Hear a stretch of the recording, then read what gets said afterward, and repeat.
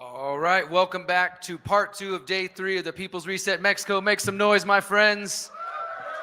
We're so grateful to everybody who's here in person. Again, thank you to everybody at home who is tuning in. I know there's a lot of stuff going on in the world right now. There's all sorts of political developments and other ways you could be spending your time, but we really do appreciate everybody who's been making the effort to tune in. And you know, I don't know if everybody here is aware, but the cool thing is some people who tune in from home, they're not just sitting at home by themselves. They gather with friends, they gather with family, and they have discussions about the topics that we're mentioning here and bringing up. And I think that's so important. We don't want this to just be a passive thing. Even if you're not in person, you can still get activated out of this. You can still get inspired and motivated and take the ideas and implement them in your life. So we hope you'll do that. Real quick announcement, anybody missing an Apple phone? Come find me. If you hear somebody about it, we'll have it with us, and we'll get you guys that. All right, one other quick announcement. We want to share, since we're talking about people at home, again, you guys at home, you're only getting part of the experience. You get to see everything that happens on this stage, but there's so much happening over there off camera that you don't get to see. So we're going to show you one part. This year, we have brought in the Visionary Art Gallery, and it's the beginning of what we hope will be an expanded aspect of the People's Reset. There's also live painting happening in the corner of the room. But right now, we're going to go to our friend Echo, who is in the art gallery, I believe. Let's see if we can get Echo. If you can hear me, Echo, your camera is black right now, but we would love to get you on screen here to show the folks at home. Not only do we have the Visionary Art Gallery, we also this year, working with Laney Liberty, we have started what we're calling the Freedom Families Initiative. And this is basically our effort to try to make those who are families, whether you have young kids, teenagers, whatever it may be, realize that you have a place here as well. This isn't just for, you know, single people or anything like that. This event is for all types of people, all backgrounds. Echo, I see you there, but I think your camera is black right now. So if there's something obstructing it, we're going to try this out. See. Okay. Echo is in the street. Echo, can you hear us? Echo, can you hear us? Here, I'm going to try something real quick. All right. We thought this might work. We'll see if this actually works.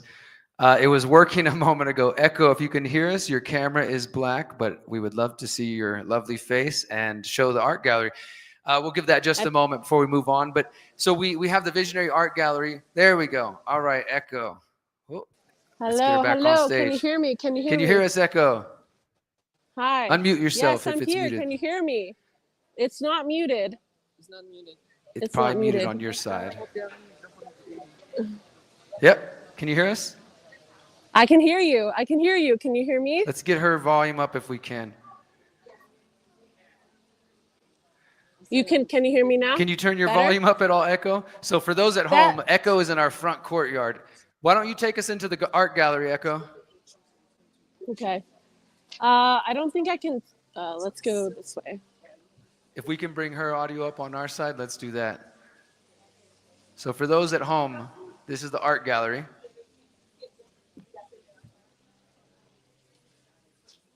We're live streaming. Check it out. Look at those awesome pieces. That's Miriam's Woodburn mandalas right there. How many people here have even gone in the art gallery yet? Have you guys checked it out yet? Okay, we need more people. Go check it out. Yeah, make some noise for our artists. Everybody contributes in different ways. Music, speeches, discussions, art. And go, Echo, show us the kids, the Freedom Families Initiative right here. So this is for kids and adults right there. You can come in there and make trading cards. There's Laney Liberty.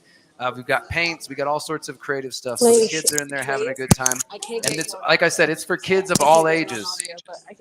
So we can go in there and hang out. And I'm not sure if the audio is working well in there. But there's Laney. Hey, Laney. Meet the families. They all gave approval to be on camera. Your mic is still muted, Echo, if you can hear me. It's all good. We can see you guys. We can see you perfectly well. Hey, Laney. Okay. Hey, Echo. Hey. All right, there's some wonderful people. Guys, wave. Hi, wave to the camera. Hi.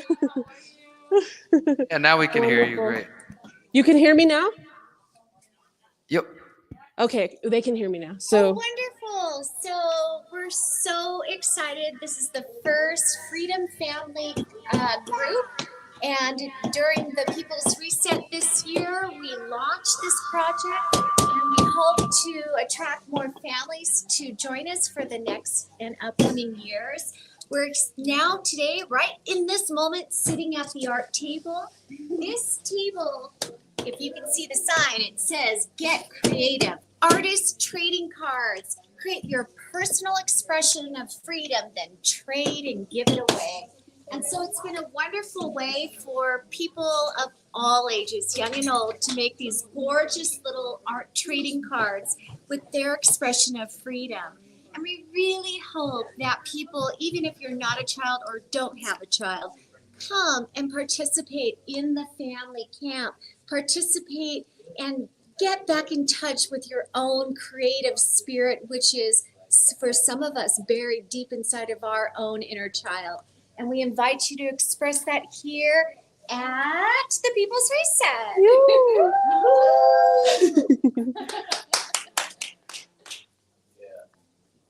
I'm going to head back in. I'm going to head back into where all the vendors are right now. We have so many different vendors here sharing their knowledge, sharing all of these different things. So that's where I'm headed right now. Give me a second. It's a little bit away, but yeah. Let's see. Let's go in here. Let's go. Let's go. All right. Here we go. Now we're Make in some the noise for world. Echo. Look at Rebecca Bush. All these different people here. Cacao. Honey. Yes. Hello, hello. And we're headed back to the booth.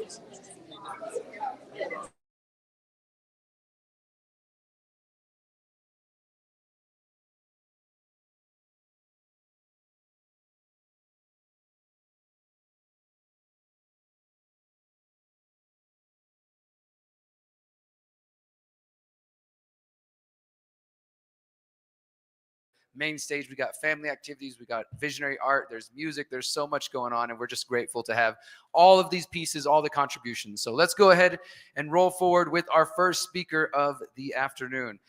I'm really excited for this because I think it's going to trigger and challenge many people in this room, and that's what we need, right? We need people to be challenged. We didn't come here to feel comfortable necessarily. We want to have a good time, but hopefully you did come here to push past some barriers or at least consider some things that you might not have considered before. Doesn't mean you're necessarily going to agree with everything, and that's fine. We love a diversity of opinions and views. So our next presenter is a good friend of mine who's been organizing in so many different ways. And when I sit here and think about all the things we've done over the years, from giant banners spread across in Philadelphia, telling people that government is organized crime and things like that, it's been really beautiful. He also is an author, presenter. He organizes the Voluntaryism Conference, which just happened in Sedona a couple of months ago. So many other great things. And today he's going to talk to us about government, what it is, and whether or not it's necessary. So please do make some noise. Give a big round of applause to Etienne de la Boetie squared.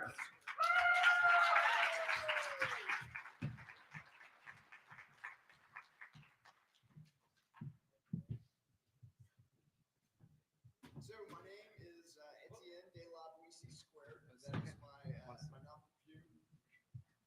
It's right here. Testing. All right, there we go.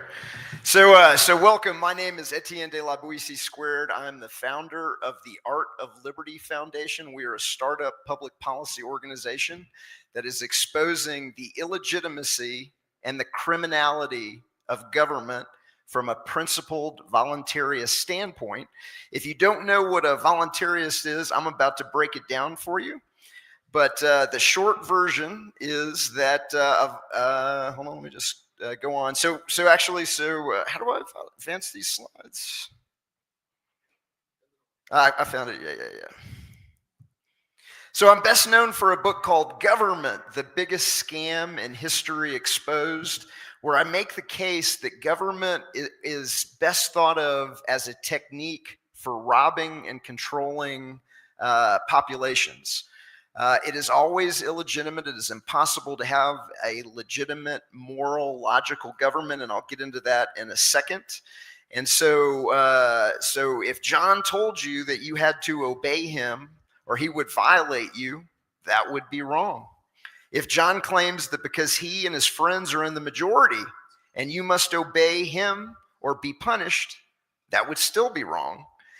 Even if John and his friends are able to trick, indoctrinate, propagandize, and pay off enough people to vote for an institution to work on their behalf, and they all claim that you must obey its dictates or be punished, it would still be wrong. And if you can understand this basic concept, then you understand why government neither has the legitimate or lawful right to violate you just because some people decide to vote for it in rigged elections. Now, if we don't have government, then what's the alternative to government? And that is something popularly known as voluntarism. And in short, voluntarism is the common sense idea that all human associations must be voluntary, that nobody has the right to use violence or extortion on anybody else, even if they're in the minority, even if they're quote unquote a government. and that the fact that they're using violence and extortion on peaceful people is kind of a de facto proof that they are illegitimate on its face. There's also a kind of recognition that the world is a self-organizing system. It produces something called spontaneous order, and everything the government does would be done better, faster, and cheaper by the free market, by mutual aid societies, by nonprofits, by insurance companies, by co-ops, by genuine charities. And we're going to kind of dig a little bit deeper into that concept here. Now, first of all, we'll talk about the political spectrum that most people learned about in school or from the monopoly media. And that is, there is communism on the far, far left, and there's fascism on the far, far right. And in between those, there's Republicans on the right, Democrats on the right, and moderates in the middle. But really, the reality of it is that you have total tyranny on the left-hand side, and then you make your way through socialism, liberalism, moderate, we'll call it moderate, we'll call it conservative, we'll call it libertarian, until you get to voluntaryism, and that's total freedom. And so that if you wanted to look at the political spectrum that way, you would have communism and fascism as total tyranny, and you would have voluntarism as total freedom. Now, a little bit of a more kind of extensive way of understanding a political landscape is something called the Nolan chart, which was invented by an MIT student that realized the fallacy of the fake, what I like to call the fake left-right paradigm. And so what he did is he created this popularly known as the Diamond chart or the Nolan chart or the world's smallest political quiz. It's popularized by the advocates for self-government, and you can actually take the quiz on their website. And on the left-hand side, there's a personal freedom scale, and on the right-hand side, there is a economic freedom scale. And so if you think about it, liberals, they like a lot of personal freedom. So they're, gay marriage is fine, legalization of drugs is fine, all of these things are fine, but they don't favor a lot of economic freedom. We need to have taxes and we need to have regulations, and the government needs to control the economy. And so that would, on this scale, if you're very, very high on personal freedom and very low on economic freedom, you're in the left-hand quadrant. Now, Republicans are the exact opposite. Republicans like lots of economic freedom, low tariffs, low taxation, low government regulation, but they're not really that keen on personal freedom. So we've got to make drugs illegal and gambling illegal and prostitution illegal, and people can't make their own decisions. Daddy government has to do that. Even if they're not harming anybody else, the government has to abridge their personal freedoms for their own good. And so in that, it makes sense. Now, what if you're for maximum economic freedom and you're for maximum personal freedom? Well, that puts you into the libertarian quadrant on the top. And the very top, there is voluntarism for maximum personal freedom and maximum economic freedom. Now there's a chasm. So I kind of created a little chasm there. And so you can see how there's a space between voluntarists and libertarians. And what that space represents is everybody above the line believes that government is illegitimate, undesirable, and unnecessary, and everybody below that line thinks that government is legitimate, desirable, and necessary.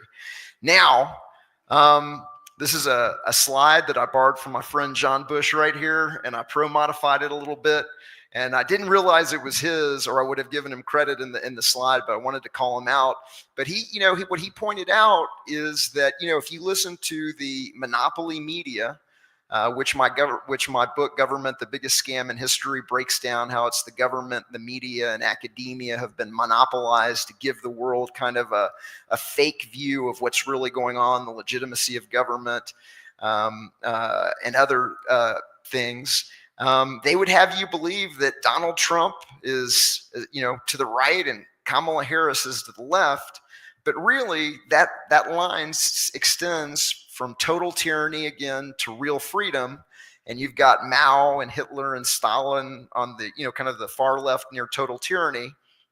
You've got Donald Trump and Kamala in the Overton window of the middle. You've got Ron Paul more towards real freedom, and then you've got myself as an example of someone that supports voluntaryism, which is real freedom. And I like, when I say real freedom, I like to highlight it, I like to underline it, I like to bold it and italicize it. Now, if you're not a voluntarist, so the opposite of voluntarist is something called a statist, and a statist is somebody that believes in having a state, that believes in having government, even though there's no ironclad law of the universe that says you have to have a government. Now, most people went to a mandatory government school where the government presented the fact that government is legitimate, desirable, and necessary before they were really old enough to evaluate the logic and the morality of that claim. But hopefully today, I hope you'll take that aside and step back as an adult and really open your mind and say, is government really legitimate, desirable, and necessary? And if it's not, then how would we organize society? How would things get done? And we're about to talk about that right now. The last thing I'm going to talk about is my upcoming book is called Voluntaryism, How the Only Ism, Fair for Everyone, Leads to Harmony, Prosperity, and Good Karma for All. And what I mean by that is every other political ism, whether it's communism, whether it's socialism, whether it's democratic republicanism, all of those other isms, there's a ruling class, whether it's a monarchy or whether it's a senate or whether it's an elected parliament or whatever it is, that has rights that you don't, that has the ability to use violence and extortion on society, that has the ability, that gets an exception for morality, which is illogical and immoral and doesn't really make any sense. And so on the kind of right-hand side of the slide, we're comparing voluntarism to minarchism, conservatism, socialism, and communism. And minarchists are willing to act violently on peaceful people to acquire fire protection and police and the military and the courts.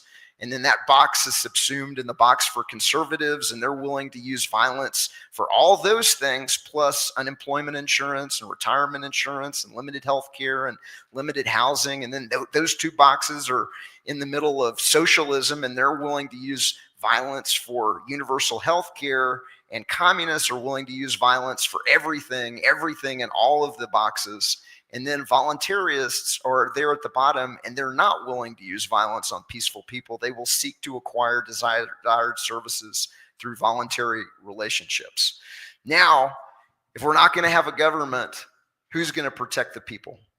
Who's going to look after the poor, the needy, the disadvantaged, the downtrodden, the people that have been disadvantaged by history and some of these governments along the way? And luckily, what economics teaches us is that there's a number of different market mechanisms that provide public goods, what we would consider public goods, many things that the governments do for us today for free without any violence, extortion, or whatever. Some of these are called spontaneous order, which I touched on a little bit ago, which is the idea that order emerges out of not order. That you can have order without somebody at the top of society using a gun to hierarchically control everybody else within the society. The invisible hand is well known in economics. It was popularized by Adam Smith. I've got his quote right here, which is probably one of the most well-known quotes in all of economics. It's not from the benevolence of the butcher or the brewer or the baker that we expect our dinner, but from their regard to their own interest. And what that means is that New York City wakes up to hot bagels and hot coffee, not because the baker loves you, but because the baker wants to put food on his own table and wants to improve the lot for his own family. And he provides services to society and you benefit from that without, again, any kind of hierarchical control. Market competition is another well-known economic principle that says, yes, so the brewer, the butcher, the brewer, and the baker, they all want to improve their lot in life, but what's to stop them from charging $25 for a cup of coffee or $25 for a loaf of bread? Well, there's other brewers and bakers and butchers that are willing to sell it cheaper, and then that market competition kind of balances out the desire for the independent merchant to maximize their own profit, while at the same time they're still providing that good and service at a fair price that is set by the market across different specific geographies and markets, and against different currencies, and that will balance itself and provide a fair in most cases a fair price for people that are consumers. Capital formation is the idea that when you save your own money and you invest it, you're generally investing it in places that you understand, industries that you understand. Most entrepreneurs, they understand their own industry. They see where there's a market opportunity. They invest their own capital. They buy the means of production. They provide the means of production to people that may not have any capital and may not have any skills to assist them. They provide jobs, and that they're the best people to make market decisions, definitely not a government in Washington, D.C. The discipline of constant dealings is one of my favorite little principles of economics. And this is the idea that, yes, merchants might cheat you. The gas station might sell you 0.85 of a gallon of gas instead of a full gallon because they calibrate their pumps wrong, or the guy that's running a dairy might take a hose of water and put it into his milk tank and be making extra milk.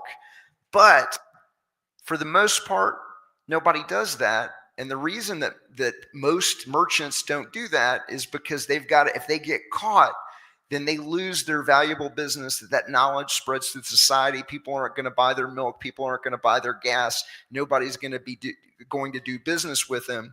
And so even though many people in the market could cheat, for the most part, they don't cheat, because if that gets out, it ruins their businesses. And innovation and productivity improvements reduce the cost of the luxuries and necessities of life. And so one of the biggest problems that we have in the economy right now is we've got a crooked monetary system. And so the organized crime government got together with the banks, and in 1913 they lobbied and bribed Congress, and they passed the Federal Reserve Act, which gave the banks the ability to engage in something called fractional reserve banking. And fractional reserve banking is when you go to a bank and you get a car loan or a commercial loan or a mortgage. They're not loaning you depositor money. They're just tickling the keyboard and they're crediting your account with digital dollars, even though that's inflationary, and even though that's stealing the value out of your own money, out of everybody else's money. And so that, absent that crooked banking system, innovations and productivity improvements should be reducing the cost of everything that you buy in the market. Everything should be cheaper. Every single year you should be buying more and more and more with your dollars, but instead prices are going up because the organized crime banks are stealing the value out of everybody else's money. One of my favorite examples of innovations and productivity improvements is there's a couple of different companies in the market that actually make a giant sail that goes on commercial ships and reduces the cost. So you can just take the sail, install it on an ocean-going vessel, and it'll save, I think it's like 3.3 tons of fuel a day off the cost of an ocean-going vessel. And so people that use that technology, they're able to cut the amount that they're able to charge for ocean-going trips, and extend a rebate to their customers to gain more market share in the market, and then that reduces the costs that you pay for goods and services if we didn't have an organized crime bank and organized crime government. Now, at the same time that the free market and freedom and innovation and improvements make everybody richer, government makes everybody poorer. And some of the ways it does is monopolies. The Art of Liberty Foundation, my book, Government, the Biggest Scam in History, is usually the best-selling book at almost every conference we go to.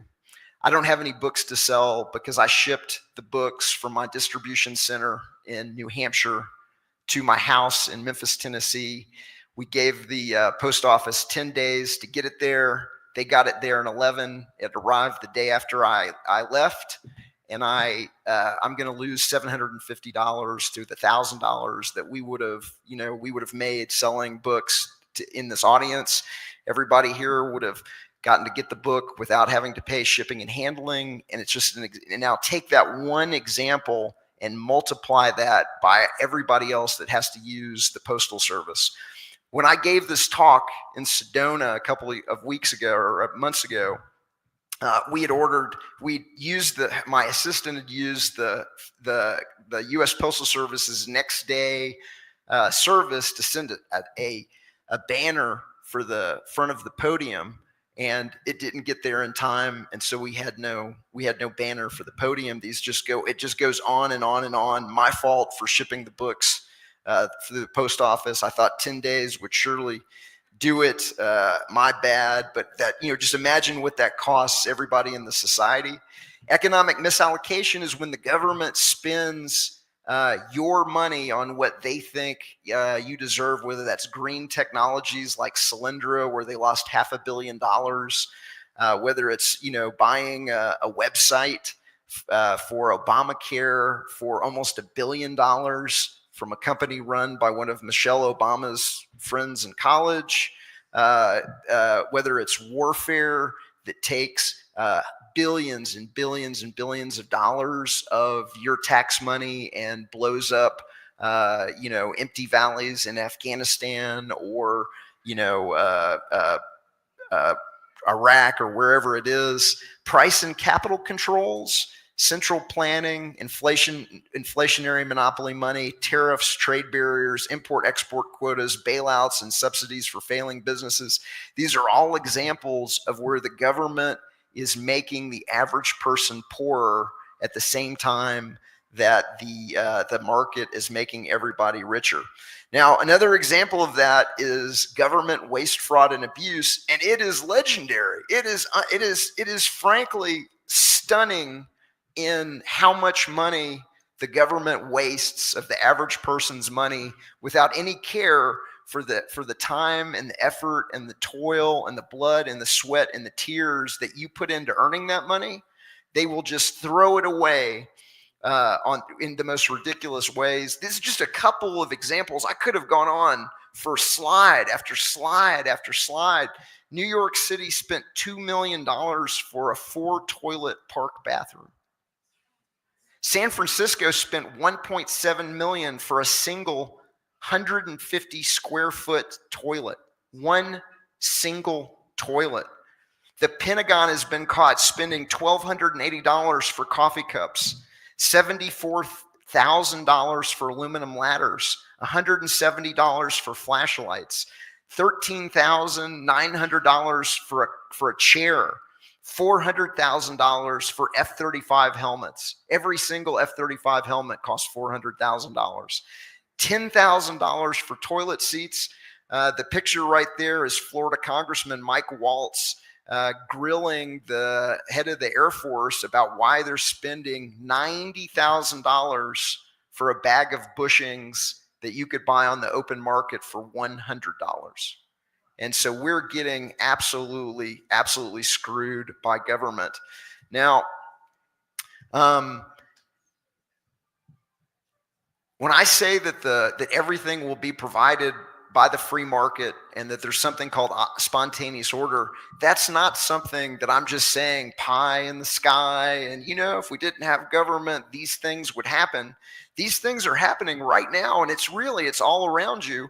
I've got an example of this exploded cell phone as one example of spontaneous order. But, it's not one single company that makes a cell phone.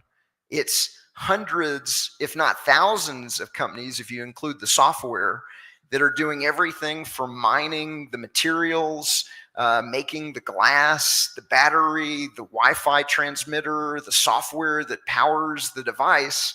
And there's no central hierarchical control over that process at all from Washington, D.C. or anywhere else. These are all companies that come together in an organic way, producing spontaneous order to make the most complicated machines, provide the most complicated services, and do the most complicated economic coordination without any centrally top-down coordination.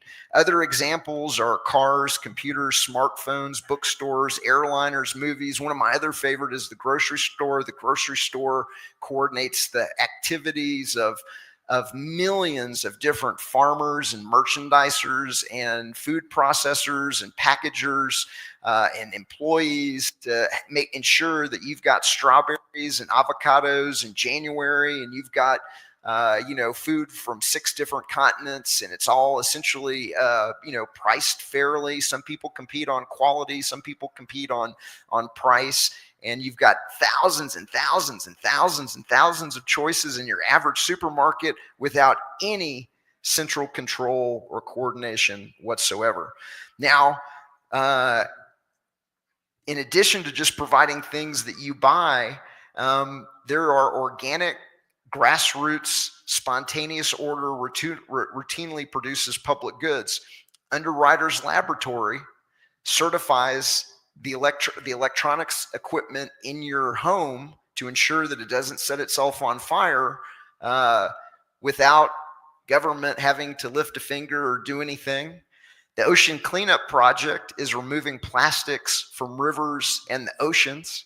The Non-GMO Project is certifying non-GMO ingredients where the government wouldn't, where the government refused to do it, refused to protect, because of political reasons and payoffs and Monsanto and other, reasons. They refused to do it. And so a private organization called the Non-GMO Project came together and it put together a voluntary system with safeguards.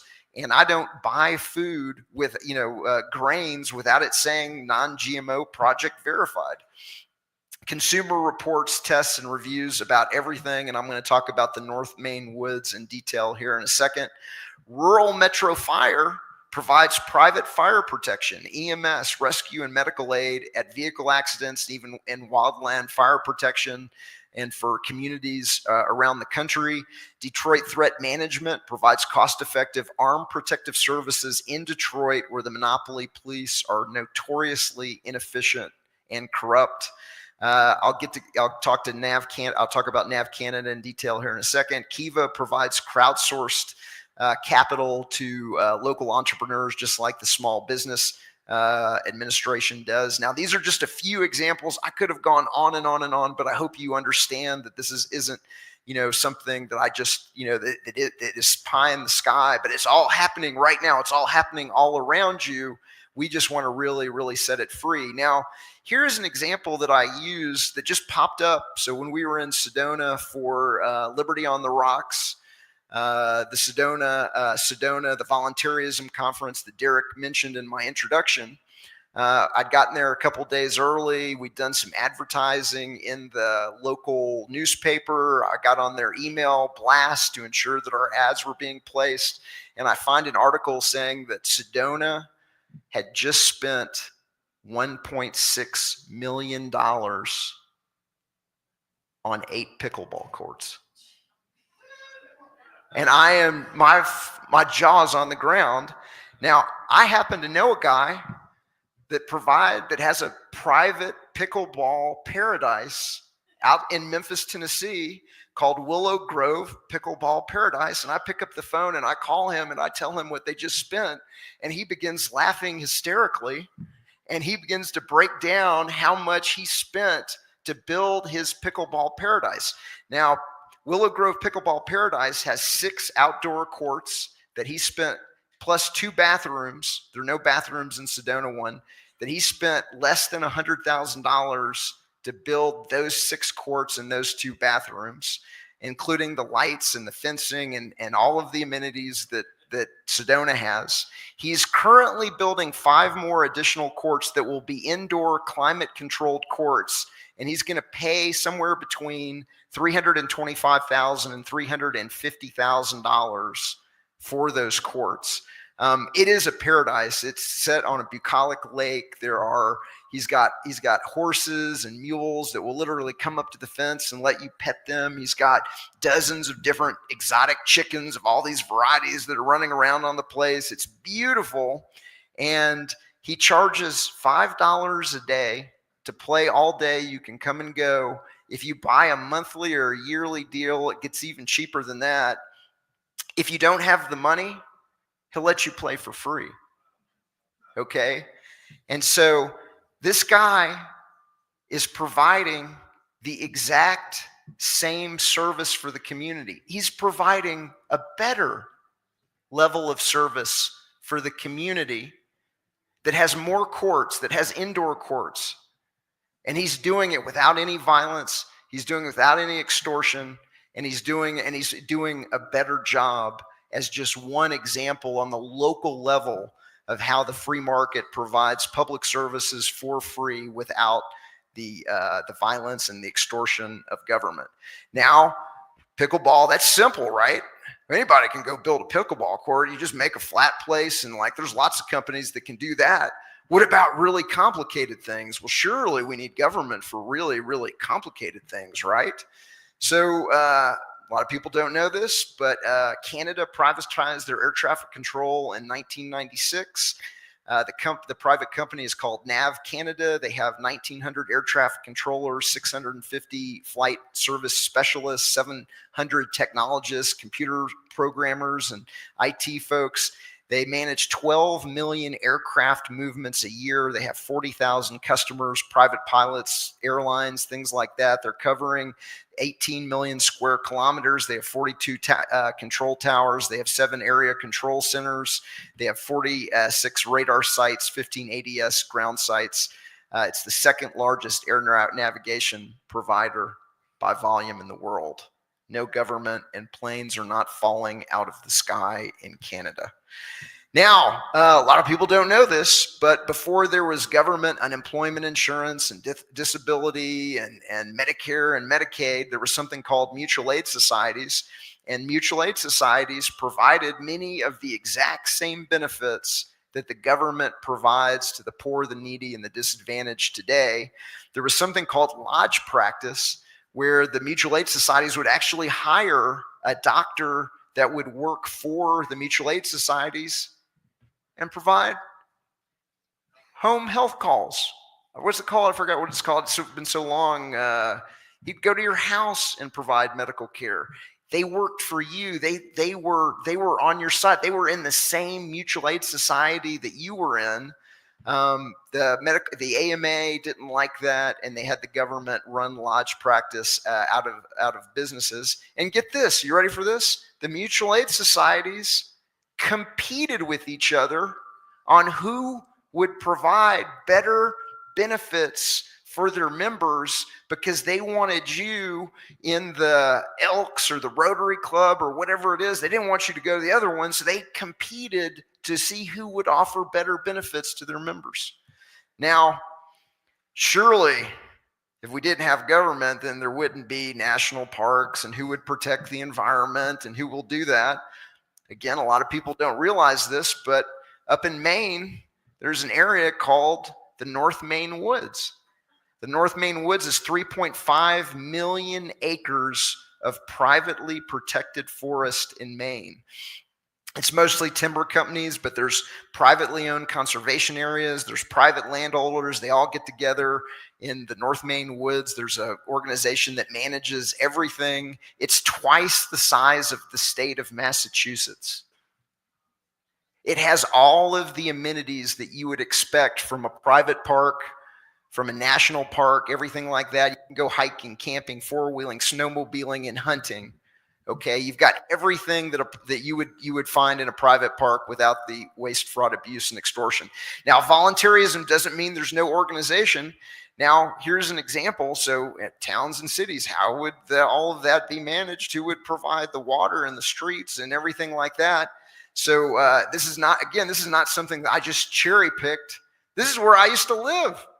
This is just my community. This is me just showing you where I used to live in Virginia. It's called the Ashburn Village, 1,500 acres, 5,000 residential units, 15,000 residents. We had 4 recreation centers, 4 outdoor pools, 1 indoor pool, full weight room, a dozen outdoor tennis courts, 4 indoor tennis courts, full gymnasium, indoors and outdoors basketball courts, weight room, sauna, steam room, everything that you would expect from a government community center or whatever. The homeowners association manages everything. There's no violence or extortion. If you don't want to live there, you can move and you can go someplace that doesn't have those amenities, but that's all going on without it. Now, again, a lot of people don't realize this is going on. One more example: this is Prospera in Honduras. It's a free private city. It's located on the island of Rorotan off the coast of Honduras. It's in something called a special economic zone. They negotiated a sovereignty with the government of Honduras, where the laws of Honduras do not apply to Prospera. And so it's a private city where they've got some of the strongest private property protections in the world. They have some of the strongest economic freedom in the world.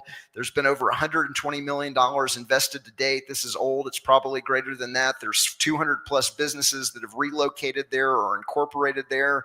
They have a 5% flat tax on gross income for individuals and an effective 1% flat tax on gross income for legal entities and businesses.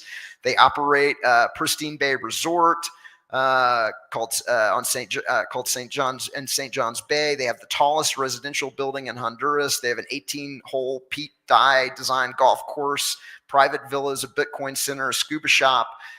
They're doing it all without extortion. You decide if you want to live there, if you want to be under their laws. If you don't like it, you can go somewhere else.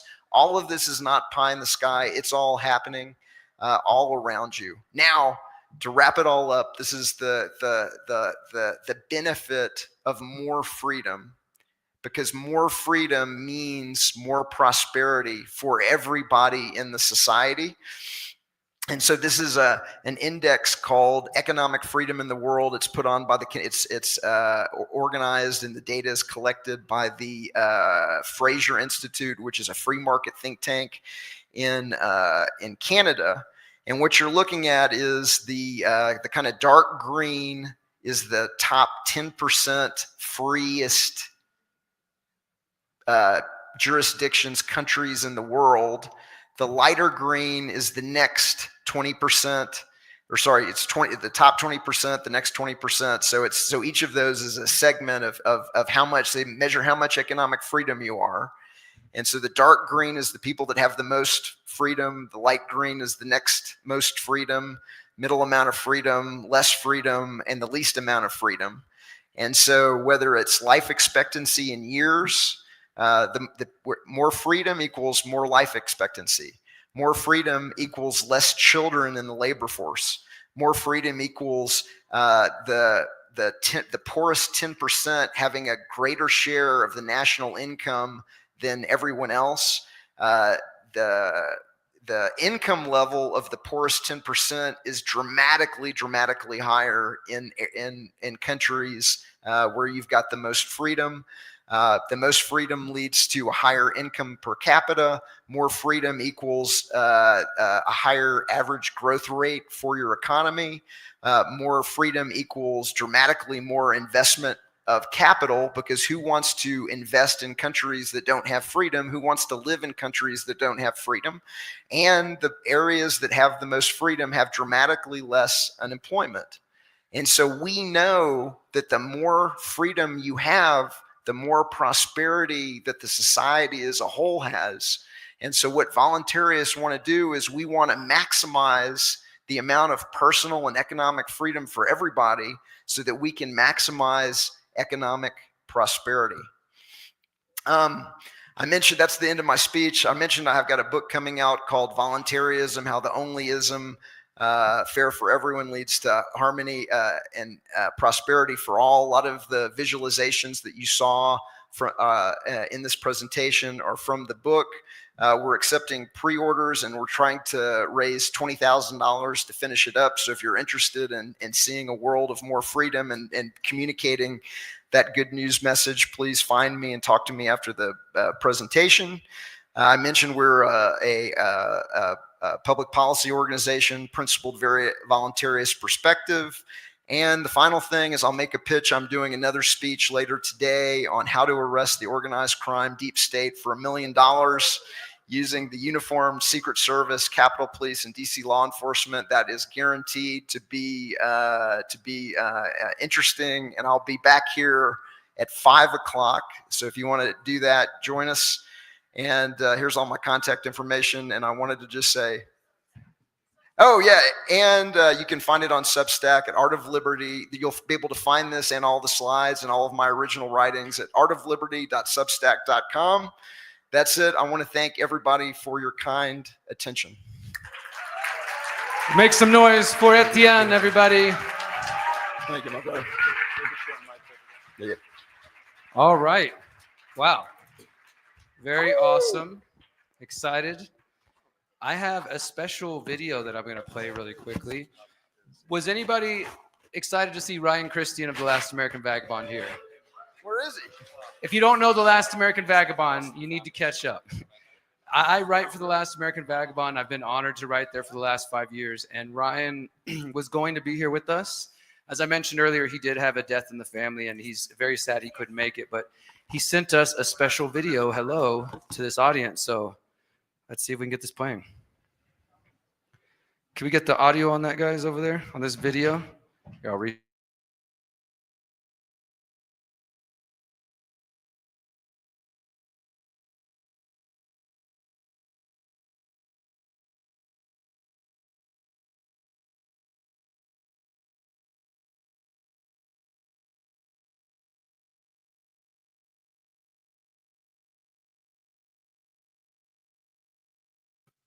Hey all, Ryan Christian here. Just wanted to say a quick hello and just how much I wish I was there with you. My grandmother recently passed away, and of course it's been pretty devastating for our family. She was pretty much the moral foundation for everything that we are in this platform and my family unit, and pretty much raised my brother and I, and it has been pretty rough. But this was something that I was really looking forward to. I was just recently speaking with Derek about this, just as with all the suffocating partisan nonsense going on in the world today, that this community in particular, and the community that I experienced in Sedona, for example, it's just a breath of fresh air with all that's going on in the world today. And so I really hope you guys have an amazing event, and I hope the panel is outstanding about independent media, and that I'm really looking forward to joining next year, because I think that what's happening here at this event is profound. It's important, more so than just within this community, but for the conversation, for independent media, for change happening in the world. And just honored to this very day to be working with Derek Bros and all the other amazing people that will be there speaking and have already spoken. And I hope you all continue to support this platform. And as Derek always says, you are beautiful, you are powerful, you are free. Love you all. I'll see you next time. Like I said, I've been blessed to work with Ryan over the last 5 years, and I think that we do some of the best independent media out there. So if you don't know Last American Vagabond, myself, Ryan, Whitney Webb, and others, please check us out. And with that, I'm going to pass it off to John. He's going to host the panel. All righty. How's everybody doing? What a beautiful crowd. Beautiful day. All right, let's bring everybody on up. This is going to be a panel on independent media and journalism in our little flashy freedom movement, the role that it plays, and maybe some advice for folks that are doing media, whether it's a podcast or written stories or in-depth journalism. So let's go ahead and get right down to it. All right, so we will start. If I can have everybody's attention up here, please. Yeah. We're going to go ahead and start with each of the panelists introducing themselves, and then if you could share quickly a early influence that you had on your journalism. I'll start over here. So my name is Derek Bros. I started out with the activism background. I didn't go to journalism school, never thought I wanted to be a journalist when I grew up. I'm still trying to grow up too. But it came later. My activism was definitely, my journalism was definitely born out of first being an activist, going to protests, going to marches, going to events. And the activist group that I started was called the Houston Freethinkers. And the first time we ever made the local news, the Houston Police Department showed up. They pulled a shotgun on us. We got it all on camera. And the local media reported it as a local group of conspiracy theorists surrounds the police and, you know, totally twisted this story. And it was things like that that immediately made me think, maybe I could do this better than they're doing. But also, I will say, I mean, watching some of the early YouTube videos of activists out there going and confronting politicians and putting cameras in their face and asking the hard questions, like that got me excited. In fact, I mean, I get my jollies now from confronting politicians, but that's how it was in the beginning. It was from activism and then realizing nobody's going to tell my story the way that I think it should be told. So maybe I should step up and do that. And then as I started to take it more seriously and then to actually get paid a little bit of money to do it, I realized there's so many stories to tell. And there's so many stories that the mainstream corporate media doesn't care. So many perspectives that they ignore. And that, yeah, I needed to be a part of that. Thank you. I want to share again in English and Spanish because I feel better with. Supposedly, Emiliano Zapata said, "La tierra es de quien la trabaja." When I started working like journalist, I said, "La libertad de expresión, freedom of speech, es de quien la trabaja." So that means I have been in many mass media where I realized we have to apply that and fight against the hegemony in mass media. So I started just working in culture with music in the Mexico City Philharmonic Orchestra, just like a press representative. And then I went to Cineteca Nacional in Mexico. I studied in la Universidad Nacional Autónoma de México.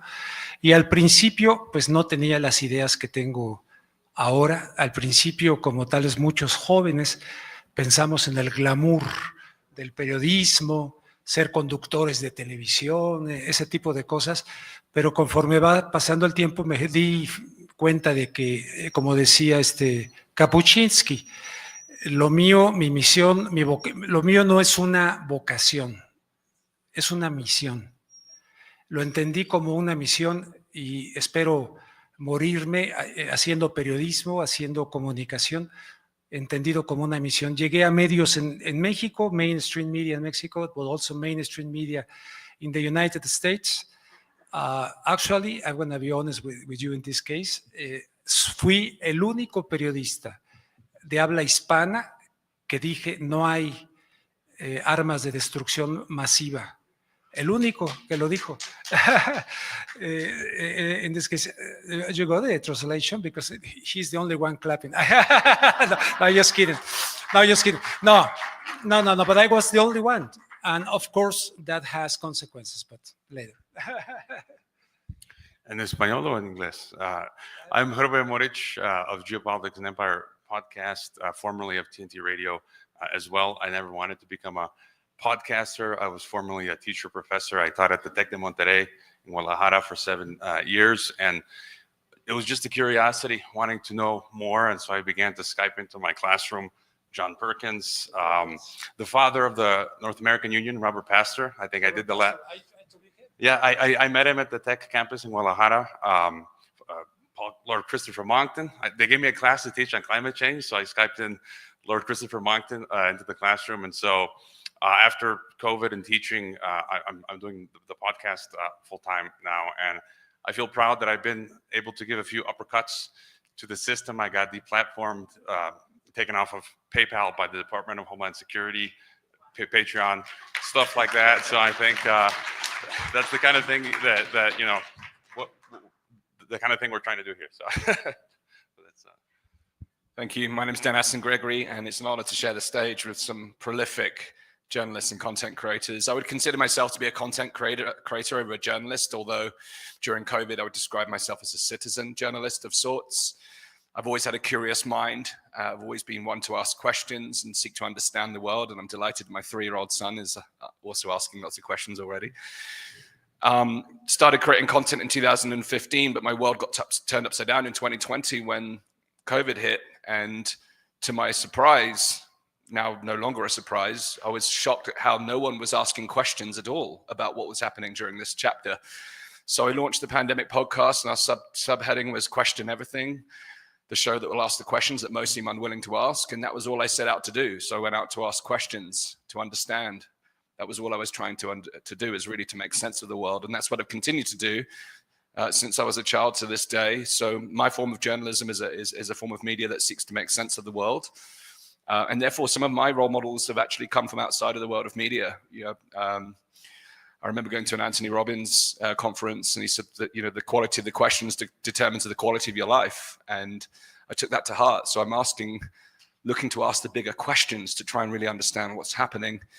I went through some coaching training, and that's helped me to understand how to deepen my inquiry within myself, but also within my guests. And I take real pleasure trying to make sense of the world. We've created over 1,000 episodes now, reached over 25 million people, also got deplatformed after 5 million views on YouTube. And I'm excited about where we go, actually, from here. I think we are creating a real challenge to the legacy systems, and let's see what we can do. All right. Okay, for the next question, if you guys could share what you believe the role journalism or independent media plays in this whole freedom movement that we're a part of, because it's not just about reporting about the bad things, but we're all united in creating a better world. So what role does journalism or media play in creating these parallel societies we're all desiring? I'll jump off on that one, just to tee off where I just left off, really. I think it is to try and make sense of the world. And my request to the media space at the moment, the independent media space, is actually to role model the change we want to see. We're pretty clear on what the challenges are with the legacy media. And I think it's really important we don't fall into the same traps and cycles that we've seen within the mainstream media. And at the moment, there's kind of due to the algorithmic nature of the system, there's almost like a race to the bottom to create the most sensationalized, hyperbolic version of the story, because that invokes cortisol, it gets your attention, and people are now grappling to get the most alarming headlines, the most shocking graphics. What we really need, I believe, in this space is just an understanding, a discerning of the truth, and to feel calm and relaxed in consuming that information so that we can actually turn our attention to what we can do about it, as opposed to be alarmed by it and shocked and find ourselves in doom and apathy. So it's my hope that the independent media in this space can be a beacon for what media can look like in the future.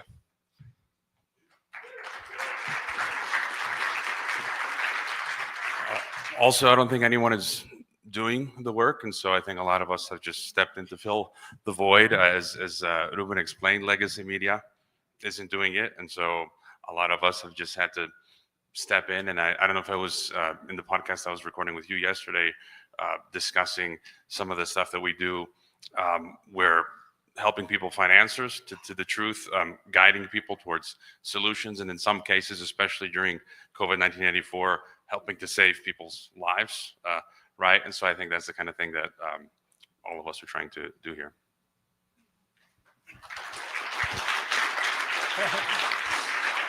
First, I want to say something. When I said I was the only one, I mean in Spanish, because there were other people in English that they were doing a terrific job before the war in Iraq. And about the meaning of journalism, when you go to schools and you start studying journalism, they said, you have to be balanced. They have like a religion, the idea of balance. And I say, no, you don't have to be balanced. I mean, if you are in the middle of something that is not clear, in the middle of something that you have to be fair, like journalists, of course you have to give the voice to him. Hey, what do you think about this? Okay, what do you think about that? Okay, that's okay. But there's another very important part of journalism that is the commitment with the truth. Sometimes you don't know what is the truth. So, the commitment with la búsqueda de la verdad. ¿Cómo dices la búsqueda de la verdad? The search of the truth. And, como dijo también Capocci, desde que since news and all journalism became just like a commodity, se murió el periodismo. Es una mercancía.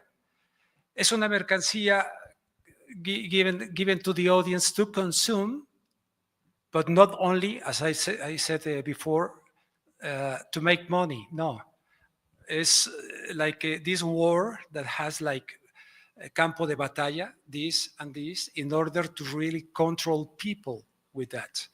It's really a shame. But even in that situation, there are many people, even within, because sometimes when you are in the so-called alternative media, sometimes it's really very easy for them to say whatever they say in that media. I think about KPFK from Los Angeles, and there were many people saying whatever they want. For me, it was very difficult to say that in Telemundo, in NBC, context owners of Telemundo, and that was really the challenge. There are many people. I'm not the only one that I did that in the mass media. So journalism has to wake up. Without journalism, free journalism, there's no democracy. Even now, I don't think there's democracy at all.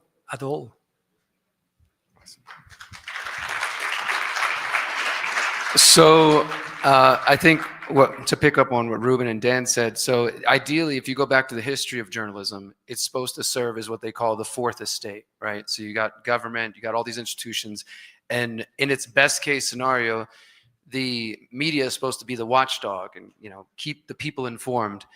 And some people say, well, if you go back to the 50s and 60s and maybe Mike Wallace in the US, you know, we used to have real media. I don't even know if that is true, because if you go back and look, the CIA was funding much of the media in the 60s and the 70s. So even when it was at this allegedly pure time, journalism was already very co-opted by the intelligence agencies. But if you go, say, to the early days, what they call the muckrakers during the progressive movement in the US, these were the first people that started to expose the Rockefellers and some of the oil tycoons and just the robber barons, as they call them. And they were reporting information that the public had no access to, and it did serve that role. For me, that is what I strive to do as an independent journalist. Like I said, I didn't go to journalism school, but I have taken journalism classes since independently on the internet. Once I realized, like, okay, I want to take the best pieces of the mainstream and leave the rest, right? And I think that's something that is missing within independent media. Dan sort of touched on this earlier.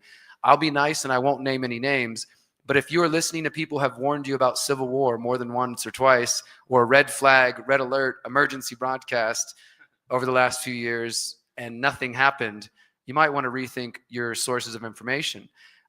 What role does independent media play in the freedom movement?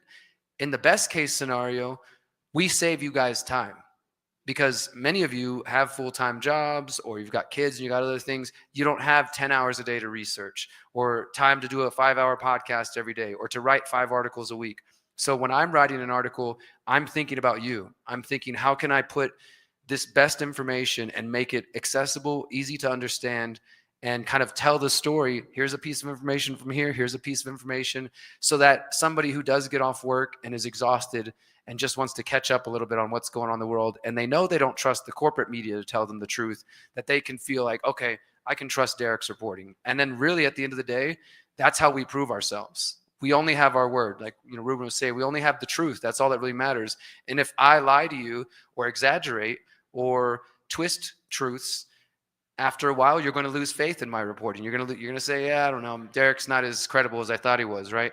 So I guess my answer is that that's our best case scenario, but also I think there's a role for you guys in the audience to play. Stop feeding the people who are doing garbage work your clicks, your money, your attention. The people who are fear-mongering, the people who are just, what I would say, promoting false solutions like trust Trump or trust politics.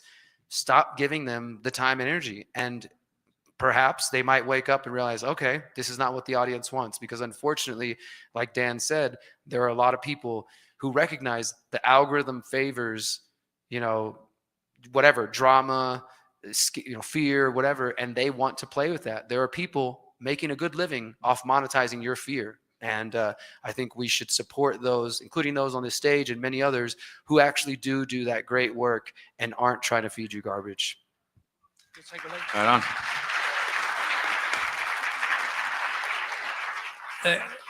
once he said something about the CIA. You might remember the Mockingbird operation, about the Mockingbird. It was the CIA giving not only money or whatever to the journalists, but the script. You have to say this. And people see that like history, like something in the past. No, it's still going on. And I know about some names of some people, but it's better to. I'd argue even in alternative media, it's still going on. In alternative. Yes. The 5th-gen warfare. Okay, so I recall doing pirate radio back in 2005 in Austin, Texas, and that was the first experience that I had putting out content. And I remember we were so terrified that the FBI was going to come kick the door in. And of course, it never happened. But I'd like to ask the panel, has there ever been a piece of journalism or content that you genuinely felt fearful when making the decision to put it out? And then as a follow-up, is there any advice you could give to somebody that maybe wants to put themselves out there more, or maybe they have some pretty controversial information and they're feeling a bit fearful about putting it out to the world? We'll start with you, Dan. Yeah, great question. I'll be honest, during the course of the COVID chapter, there wasn't a specific piece of content that I necessarily thought would trigger the authorities because there was just so many. But I was witnessing around the world. I have friends in Germany who were, and there's video footage of this, them just being dragged out of their homes for reporting what was happening, their laptops seized. And that was a genuine fear. I genuinely feared for that moment. I have a young son, I have a wife, and the prospect of that happening, my family witnessing me being torn from my desk and all my equipment did put fear in me, because we were challenging the authorities. And I wasn't just reporting on what was happening. I was involved in the activism. I was coordinating, strategizing. So I was at a deeper level of engagement than just simply reporting on what was happening. So that was a genuine fear. But I had to ask myself, what are the consequences of inaction in this period in my history? Will I look back and regret my actions, or would I regret any form of inaction? So was it comes with risk. If you feel called to contribute to sharing truths in this world that is crying out for such information right now, then ask yourself whether the risk is worth paying. The price of the risk is worth paying. And I believe that it is. And I will keep going and I will keep fighting. And no matter those risks, I'll take precautions. And there's so much to learn here about how we can decentralize and keep ourselves behind networks and such to protect our identities. But ultimately, when you're the public face of something, you can't hide. You just have to decide what side of the coin you're on. And for me, it's the side of the truth, and I'll keep going no matter what.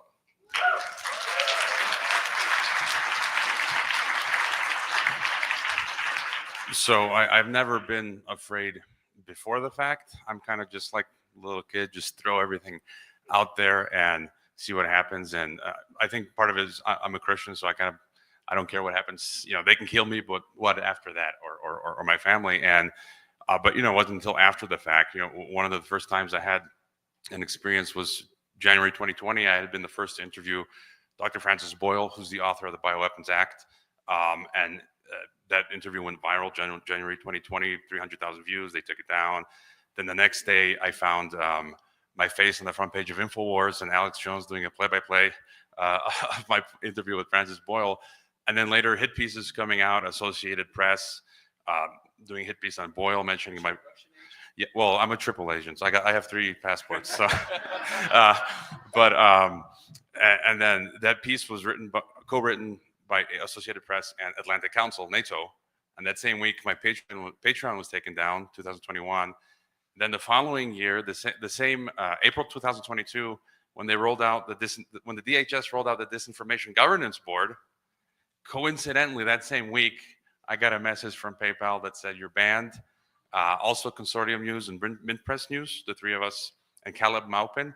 And then Kim Iverson and Matt Taibbi reached out to me and the others, and they covered that deplatforming. And so once this stuff sort of started happening, and every time I went back to the US, I'd get more frequently the 4 S's, like Tulsi Gabbard, the secondary screening.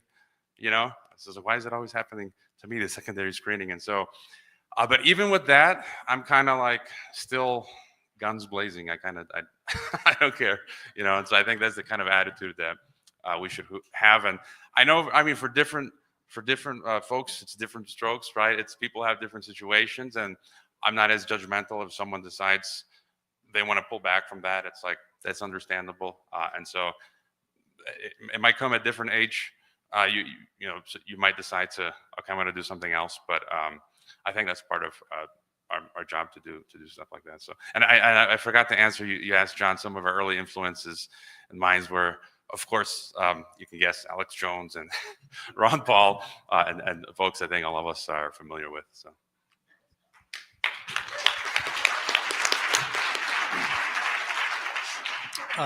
In my case, first in Mexico. In Mexico, the first feeling was, well, I don't want to lose my job. I don't want to lose my job. Always being like the salmon against contra la corriente, no? But mainly was you're trying to make a living. You're trying to be successful. No, success. No, no sex. Successful. And then, but once later, when I was the correspondent in Mexico of Telemundo in Mexico, you saw the movie Traffic. You remember Traffic, the movie Traffic? Also, in that movie is this guy who was the so-called Tsar anti-drugs in Mexico, Jesus Gutierrez Rebollo. So he was arrested because, according to the government, was supporting el cartel del Golfo. So suddenly I received the visit of a woman who was daughter of this guy, Jesus Gutierrez Rebollo. And she gave me information, and she started giving me information. Well, I have to be balanced. I have to give your opinion and the opinion of the government, but there was an order of arrest to other people from the military in Mexico. So they told me, do you want to interview them? To interview them? I mean, that's scary because how? Yeah, una casa de seguridad que te tapan los ojos, te llevan. And so I traveled to Guadalajara, and from Guadalajara, I don't know where, with one journalist from Reuters, and I invite another journalist from the Mexican newspaper, La Jornada. So we interviewed these guys, and what they told us is, well, they are pursuing Jesus Gutierrez Rebollo, according to them, because what we realize is that the family of the president, Ernesto Zedillo, is involved in narco traffic with the amezcua from las metanfetaminas. Okay, we took that interview. When I went back to Mexico City, the guy of Reuters, signs like Reuters, Reuters. The guy from La Jornada didn't publish anything. And I made a story with my face. So after that, I started receiving some very weird phone calls, and I was really afraid. I was really afraid because many years ago, weird things happening in Mexico that is not new. So many years ago, that was the first one. And just like you, for me, I'm Christian as well. And I have the conviction that be afraid of those who kill the soul, not or those who kill the body. Yes, but my family, my children, my wife, those kind of things. So it's in the balance sometimes to. Then in the United States, when I was saying, because of Scott Reeder, thanks to him and many other people, when I said on the air, there's no weapons of mass destruction in Iraq. Oh, first the reaction. Ruben was one of the only people calling it out in Mexico. So my family, my wife was really very, very scary because of that, because we started receiving exactly, no la hermandad del grupo, ¿cómo se digo eso? O sea, even your partners against you, and they start just like, this guy stinks. I told them, I stink, therefore I am. No, this guy stinks. So I don't know why. I must be maybe kind of crazy because I said, no, I'm going to say the truth. I'm going to say the truth. I'm going to say the truth. And if I lose Gabby, my wife, if we lose the job here, she didn't want to be living there in the States, by the way. Yeah, okay, we go, no? So I was really very afraid about after that, because also happened to many things. According to the news director, oh, you're conspiracy theories, you're conspiracy theories. No, there are people who even sue me or say something against Homeland Security. By the way, the new woman of Homeland Security is the one who killed her dog. You know that story? She kills her dog. Christine Noem. Exactly. She said, I want to kill because it's not easy to train this dog for hunting. She's the new woman in the national security, Homeland Security against immigrants. So in those cases, I don't know if I respond to your question. Yeah? Okay, that's great. Perfect. Really make some noise for Ruben and the hard work he's been doing. Nothing but respect for people who stand up when it really matters. And yeah, thank you, Ruben. So as far as a couple of times I've had, one thing I'll say is I think people can kind of get paranoid on the internet. If you're just a random podcaster saying the same thing 20 other million people have said, the FBI is probably not after you. You're probably okay. But these things do happen. And especially in Mexico, like Ruben said, I mean, people can get threatening phone calls. I'll say there's 2 incidents that I've had over the years where I felt like I was above some target and it seemed like somebody was paying attention. So in 2018, I was making a documentary about Jeffrey Epstein before most people knew who Jeffrey Epstein was. Miriam and I were traveling and we went to Jeffrey Epstein's house and we filmed the intro to my documentary outside of the front of his house. This was a year before he got arrested and allegedly killed himself. And so I was already kind of like, okay, maybe nobody cares, but we made that documentary, we put that out. And immediately after that, I started making another documentary on this cult in the United States called the Finders Cult. And there's a long story. If you're interested, you can find it on my website. But the point is, the Finders Cult was a story from the 1980s. And most people have never heard of it, but it is one of the clearest examples of the U.S. government covering up child trafficking. And I have the literal police documents that say the Finders was a CIA operation. The documents that say the group was going to pretend to disband and instead regroup under different names and spread around. So we don't even know what they're really called. They just sort of get this nickname of the Finders. And it's a long story of that. But when I started to go down that rabbit hole, I don't know how to say it other than it felt like I was being guided. Maybe you guys have ever felt that way, where it just felt like information was falling right into my hands. And I realized that nobody had really looked into this story. So I was gathering government records, police documents. I was starting to call previous members of the Finders Cult and trying to call their children. I was trying to call anybody I could connected to this. And there was one Department of Homeland Security agent in the 1980s when this incident first happened, where they found these 2 men in black suits with 6 kids who looked like they'd been abused and all kinds of crazy stuff. There was only one agent in the U.S. who was actually trying to blow the whistle. His name's Ramon Martinez. And they destroyed his career. They said he was crazy. They said he made up the whole thing. He described, they found pictures of naked children at the Finders warehouse and all kinds of stuff. So they destroyed his career. I was able to track him down and find him. He's retired now. He still is alive. And he teaches Tai Chi and living quietly in the eastern coast of the U.S. And I felt like my documentary wouldn't be complete unless I went to go visit him face to face. So first I tracked him down. I started emailing him and calling him. And he said he would talk to me.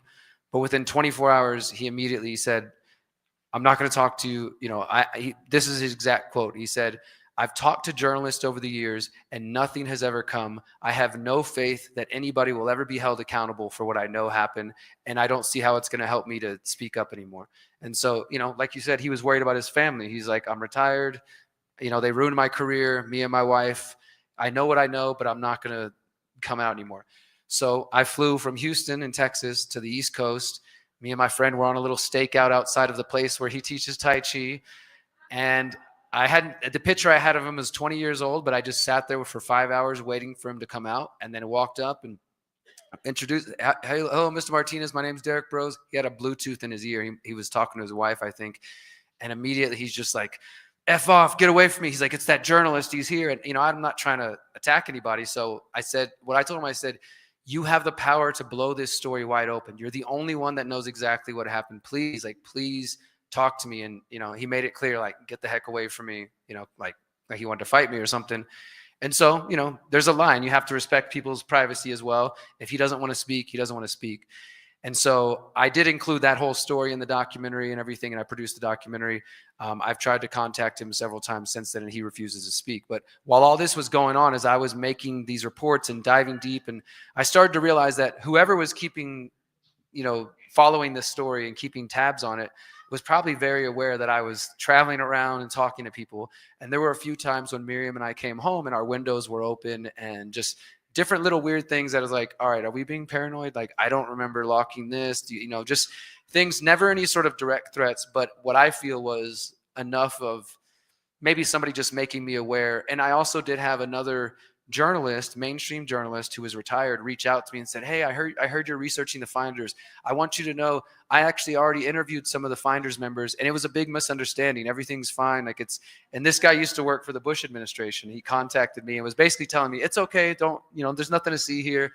And of course, I produced the documentary. It's called Who Will Find What the Finders Hide. You can find it on my website. But yeah, sometimes like that, I felt like somebody's keeping an eye on me, but never enough to stop. Because, maybe, like you said, we all have to make certain judgments, family, friends. I think that's what scares me more. And I've thought about this, like, as a journalist, if you're really going to go after topics that people don't want exposed, it might be better to be a single person, because people you love can be threatened and people you love can be harmed, and you can be scared away. And that's typically how things are done. They'll threaten you, but also somebody else you might love. And most of us are going to probably back off then at that point, and understandably so. Okay, what do we have? One or two more? It's 3:28. Okay.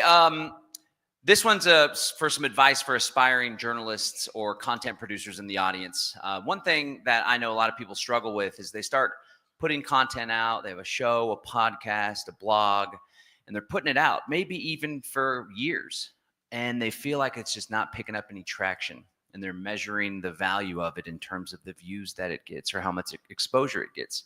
And one thing I saw recently that I thought was pretty cool, it's like, you think 50 views or 100 views isn't a lot, and it had a picture of 50 people. There's over 100 people in this room right now. It's a lot of people. It's not just a number, a digit on the YouTube screen. It's 100 people's lives that you're impacting, right? So do you guys have any advice for somebody that's putting out content and they feel like, I've been doing it, it's good stuff, I pour my heart and soul into it, and it's not going anywhere? Before they quit, what would you tell them? Yeah, I know that situation. I think it's important just to remain focused on the mission, that what you're here to do. But if you keep doing the same thing and getting the same result, then you might want to consider, is there a different approach to what you're doing?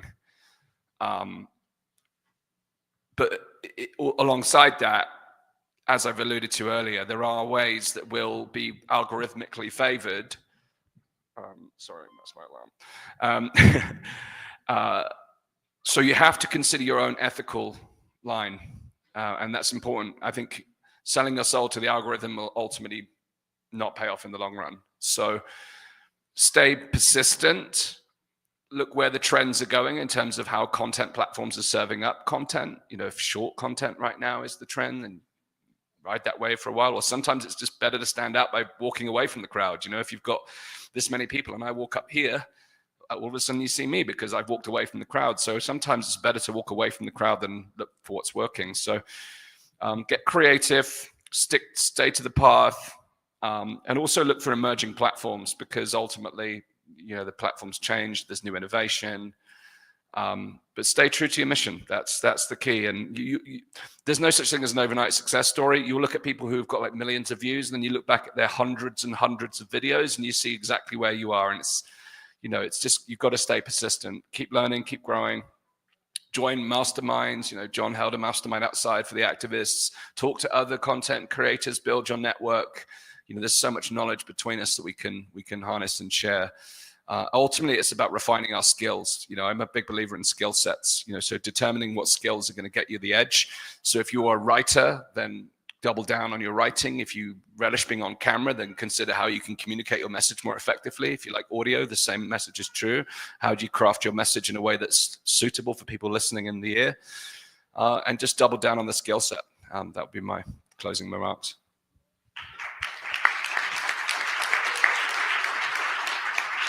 So you should do it for the right reasons, not to get rich and famous, because in this arena you'll get poor and infamous, basically. And I think you have to have a certain passion to do it for such a prolonged time.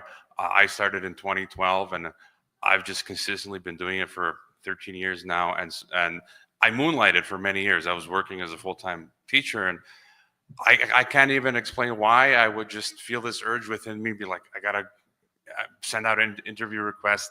I gotta talk to somebody. And so something in me was driving me to do that. And also I'll share advice from Patrick Henningsen. Maybe some of you listen to Patrick Henningsen on 21st Century Wire. He's my former colleague on TNT Radio. And last year when I was at Anarchapulco, where he spoke, he said basically you got to put in like 10 years. So you got to kind of do something, develop this skill for a decade before really sort of expecting to get something. And that's what happened with me. So, I started in 2012. I stopped teaching in 2021. So that's 9 years. And then 10 years later, 2022, I got offered a full-time job at TNT Radio because they saw that body of work that I created for a decade. And then I got a full-time paying gig. Here I am now. So that's kind of, those are my 2 cents.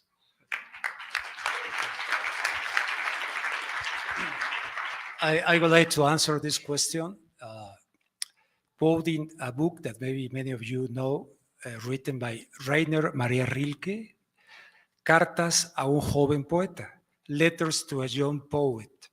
And in the letter number 7, Rilke, in this case, is telling this letter to a young poet. He wants to be a writer. In this case, could be journalist.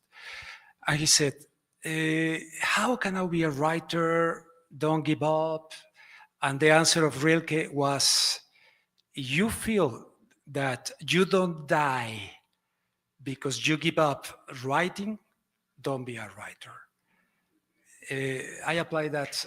I would say that to anyone who wants to do whatever in their lives, whatever. In my case, as you said, I have no explanation about this passion inside, but I would say that if you feel that you want to be a journalist, okay. If you are not and you don't die, don't be a journalist.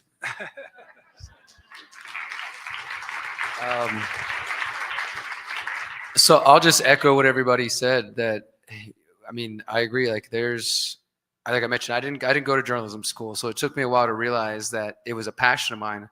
But then over time, I looked back and I realized I've been writing my whole life, whether it was songs, stories, whatever.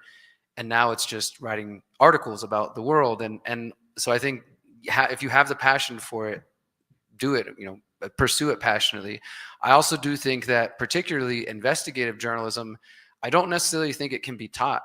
I mean, there's tips and tricks you can share, but I think it's something you have inside of you. You're either curious about the world and you want to go out and ask questions and, dig and research, or you're not. And it's nothing wrong. It's just, but for me, I've realized over time, starting out from being the activist citizen journalist to the first person who approached me and said, I'll pay you $20 an article. And I thought, I could get paid to do this?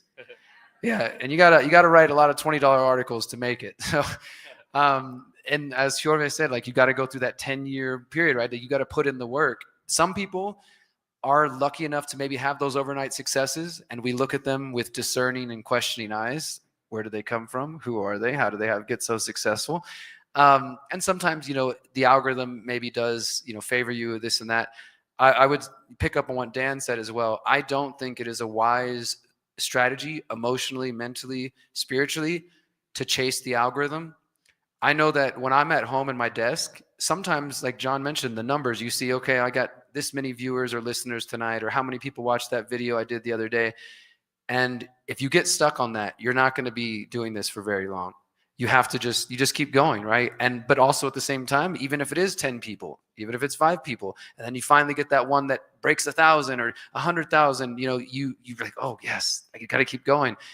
That's a good excitement. It's a good kind of reinforcement, but don't let that be the only drive, because I'll tell you this, my friends, I'll be at home sometimes, and because I do believe that probably all of us here and many of our friends, that we are still shadow banned, despite what Elon Musk tells you, there still is censorship on the internet. It's very rampant, in fact, but it's a lot more subtle. We're back to the sort of pre-COVID days where it's just throttling people's traffic, and certain names don't pop up in the feeds anymore. People tell me, oh, I've been unsubscribed from your channel and I don't get notifications, that sort of thing. And so it can be very disheartening. There's times where I'm sitting in my office staring at my camera and I'm like, did anybody pay attention tonight? Was that worth my time, my energy? But then I come here, or I travel around the world and do events, and I'm like, okay, if somebody is watching in North Wales and Denmark, like, holy crap, this is reaching a lot more people than I even realize.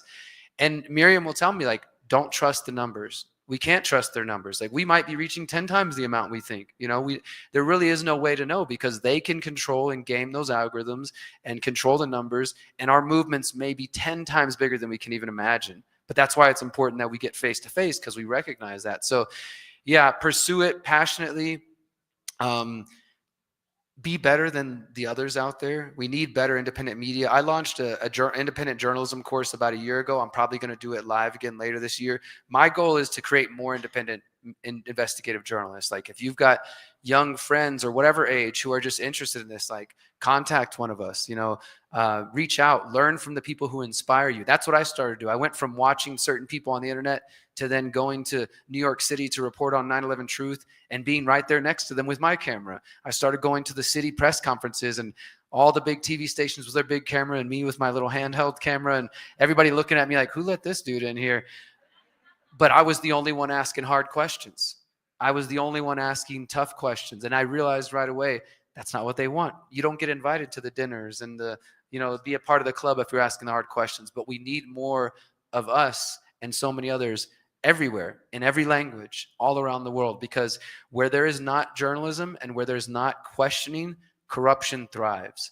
So my goal, and I think probably the goal of everybody here, is to see how many more independent journalists can we create? Who's going to be the next generation of the independent media that's going to keep this going and long into the future? And that's a big part of my goal, is how do we activate them?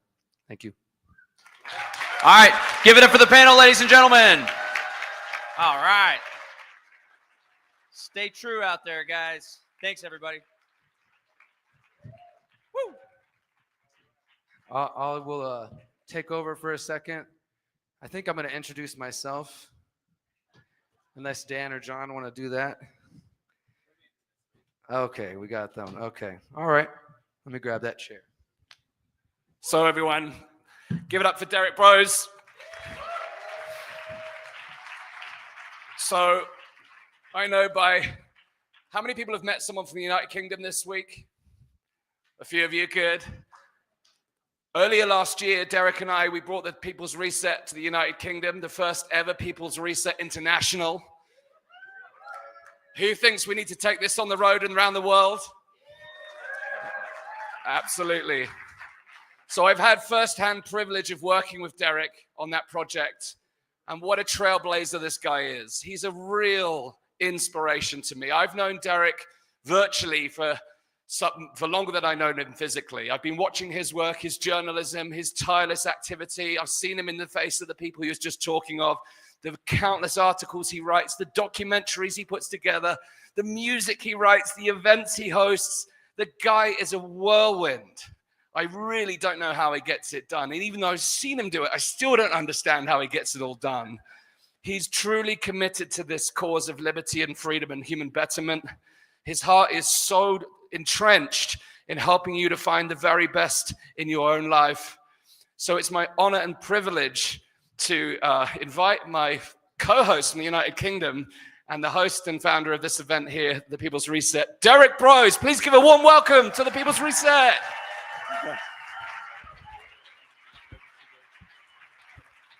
Woo!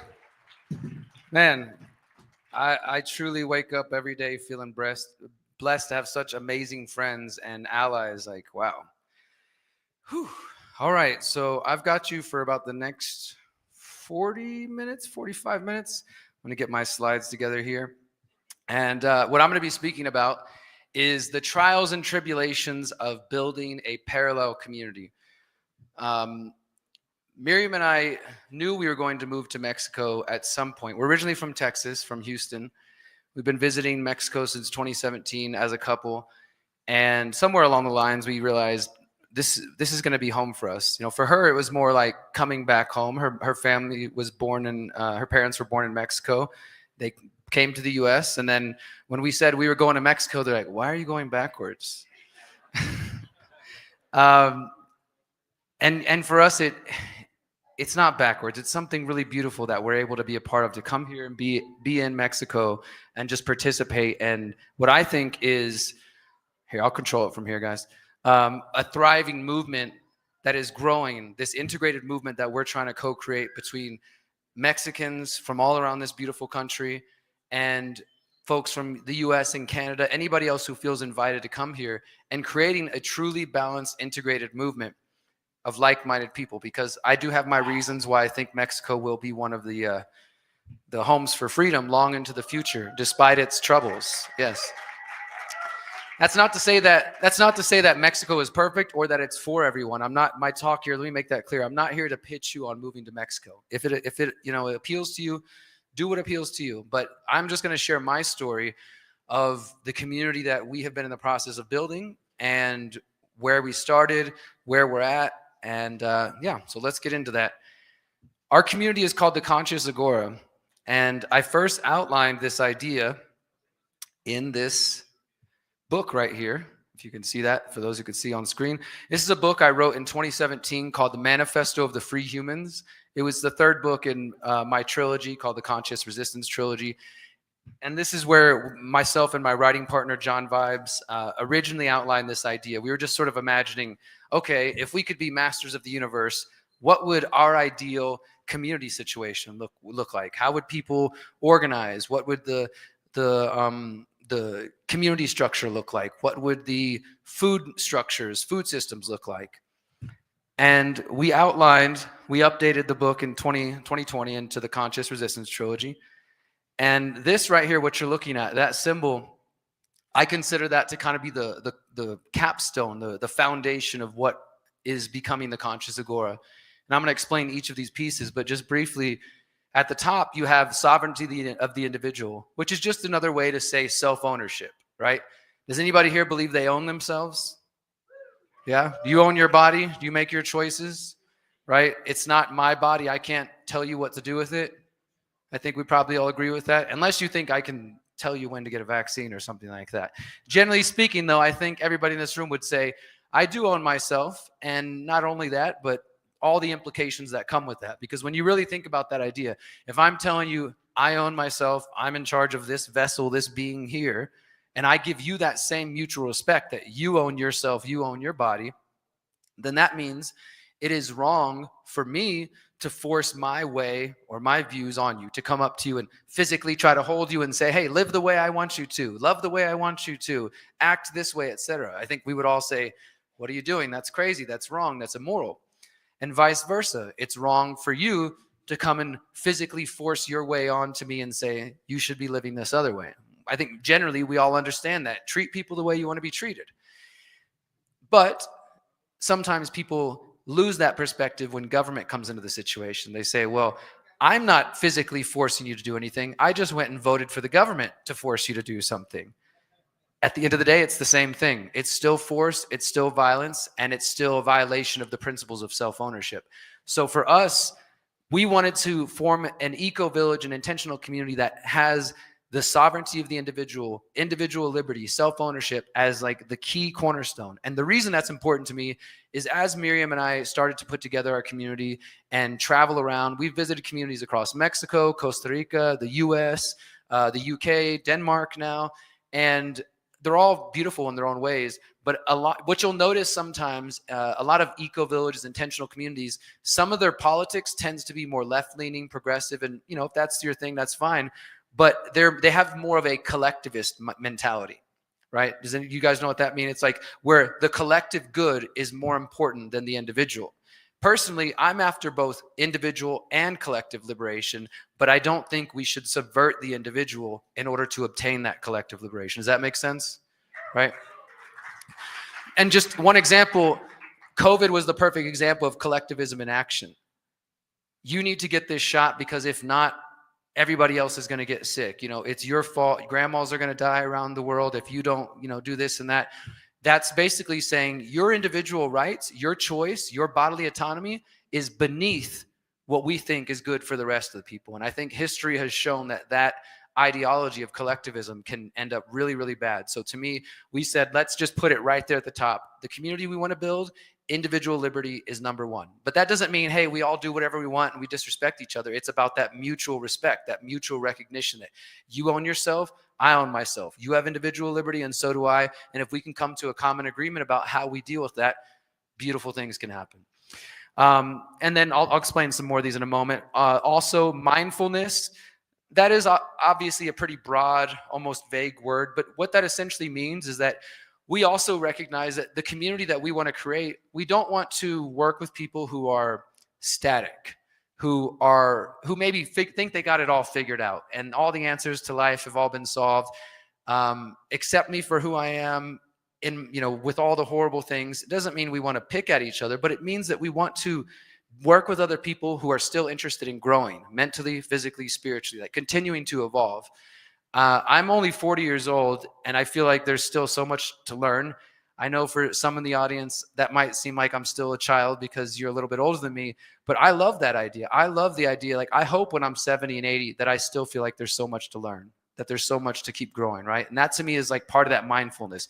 It doesn't mean that we have everybody must meditate 10 hours a week sort of policy or anything like that. It's just generally speaking, we want to attract people who are interested in mindfulness, continuing to grow as individuals.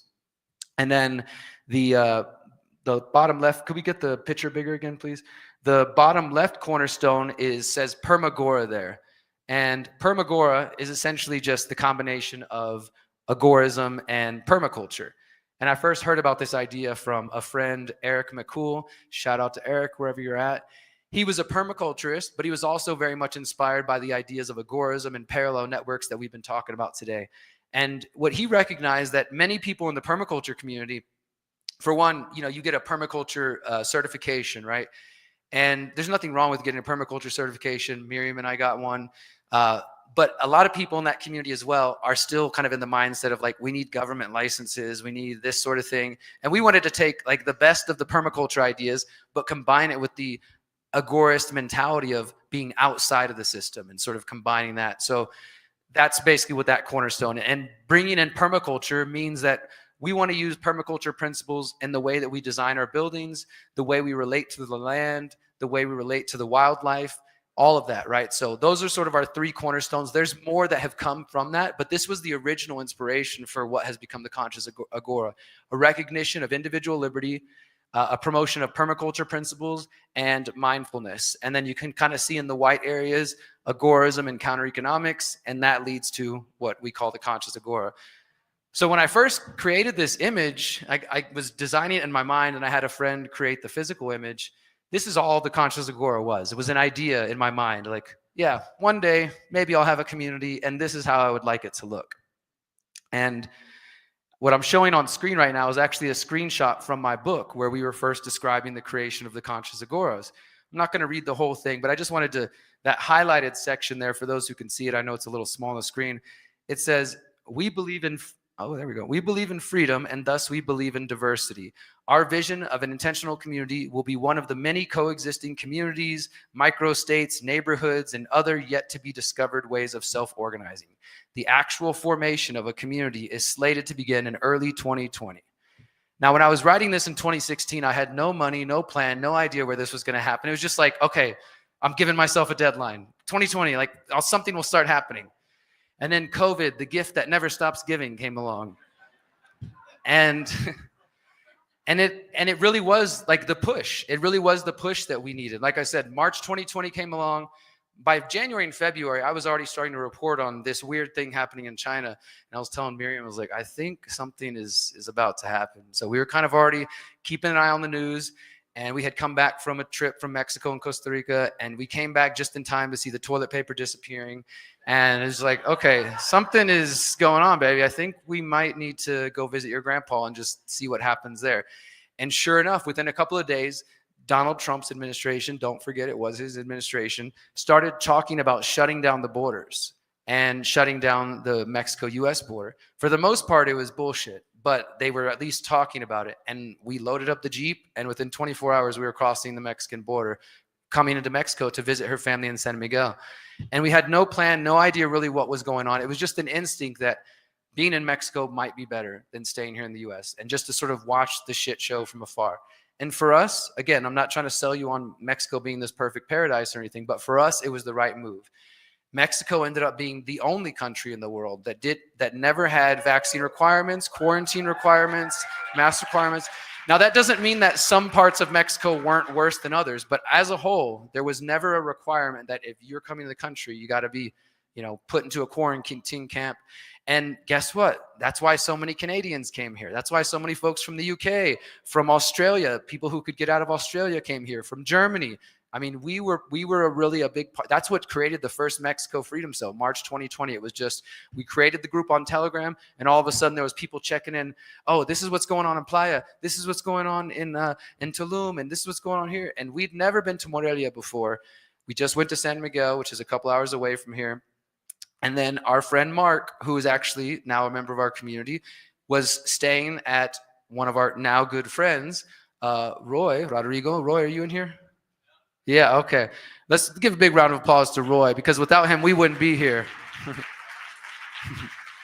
And I really, truly mean that. I mean, when I say that I felt like we were being guided here, I truly mean that, because time and time again, different things kept pulling us here.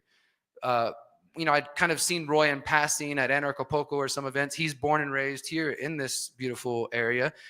He had a couch available for us. So Miriam and I came, and we stayed on the couch while we were just watching the world get crazier and crazier. And then the more time we spent in Morelia, we find like, wow, there's an abundance of farms in the area. Every avocado that you eat is coming from within like 50 miles of here in this region. There's so much water. There's, all these beautiful things.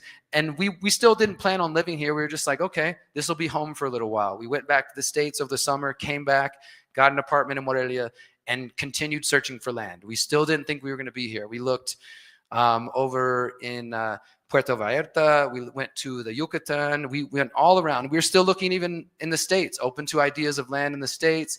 And the first property we actually ever visited is the property that now is where we're stewarding the Conscious Agora. It just ended up working that way. We looked at so many properties, but it just kept pulling us back here. Not only because we knew Roy. Roy's mother is an amazing woman who's helping us in many ways. She's the one doing the VIP dinner, for those who don't know. She also works in real estate and helped us find the property. It was just time and time again, synchronicity after synchronicity. It's like something is calling us here. And after a while, we made the decision of, look, we could keep looking for land forever, or we can just commit ourselves to this property that is filled with, I'll show you guys the picture in a moment, that's already filled with banana trees and avocado trees and pomegranates and limes and pears and fresh springs. And maybe we could make this work.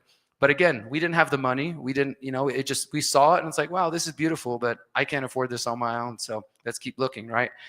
But the point with showing this slide here is that I think that Creator knew what was up, that sometime in 2020, things would, get on track and start moving. And I'm grateful to say that, we have rolled with the punches. Can we get that back up there?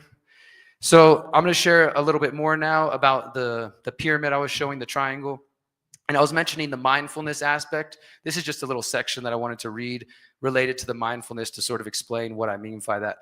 So this is from the Manifesto of the Free Humans. What we wrote was, the evolution of consciousness is absolutely necessary for true lasting freedom to be achieved. We stand by our positions and arguments made in this book, but the reality is that none of the solutions presented will succeed if the broken and confused people of this world refuse to do the necessary internal work for individual healing to transpire. The insecurities, doubts, and fears will differ person to person, so an honest self-examination is needed to decipher where to begin your healing process. And I call that the holistic self-assessment. And this is, I think, the really key part here. If we want to heal the deeper root causes which allow violence to be perpetuated among our species, we must be willing to face ourselves. If we fail to recognize healing and personal growth as part of the fight for a more free, ethical world, we are setting ourselves up for failure.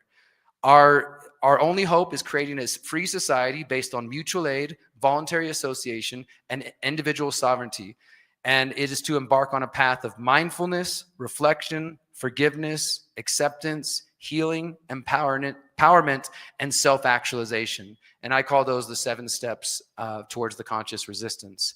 And so that kind of outlines, like, that's the sort of mentality. That doesn't mean that any of us in the community that is forming are perfectly aligned with these things, but it's the goal, right? We set that target goal of like, look, this is where we're going to aim for. And I think if we can head in that direction, we'll do something beautiful. The next one, let me see if this is no longer working.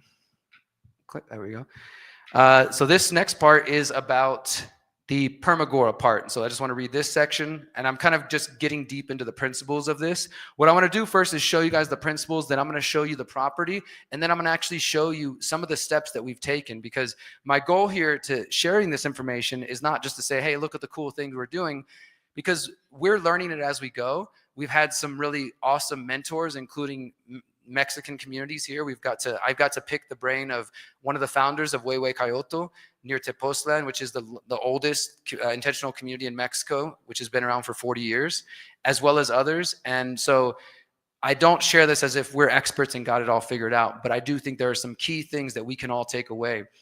So let's look at permagora. When imagining an ideal community, we do not envision a place where the land is exploited, polluted, and stripped of the finite resources located within the earth. We have no intention of living in a community where the earth is viewed as an object to dominate, as a means to an end, or as a backdrop to our consumerist lifestyles. Refusing to initiate violence in our relationship should extend to all of our relationships, including the relationship with the planet. This realization has led to permagora. We wish to create an intentional community that honors the sovereignty of every individual to be free to make their own choices, provided they harm no other. And in our community, we would extend this philosophy to the environment. This means that any permanent resident or visitor to the community would be voluntarily choosing to live in harmony with the environment and the community at large. We're not interested in forcing other free humans outside of our community to live as we choose inside the community. Instead, we hope to be an example of what is possible when conscious individuals choose to change their own behavior without the need for threats or coercion from the government. So that's permagora. And let's see what we got next here. My slides want to be funny to, oh, go back. Okay, so then this is a really small one. Let me zoom this in. This is just to kind of show you guys the progress. I posted this on my Telegram channel in September 2020. So Miriam and I come in March 2020.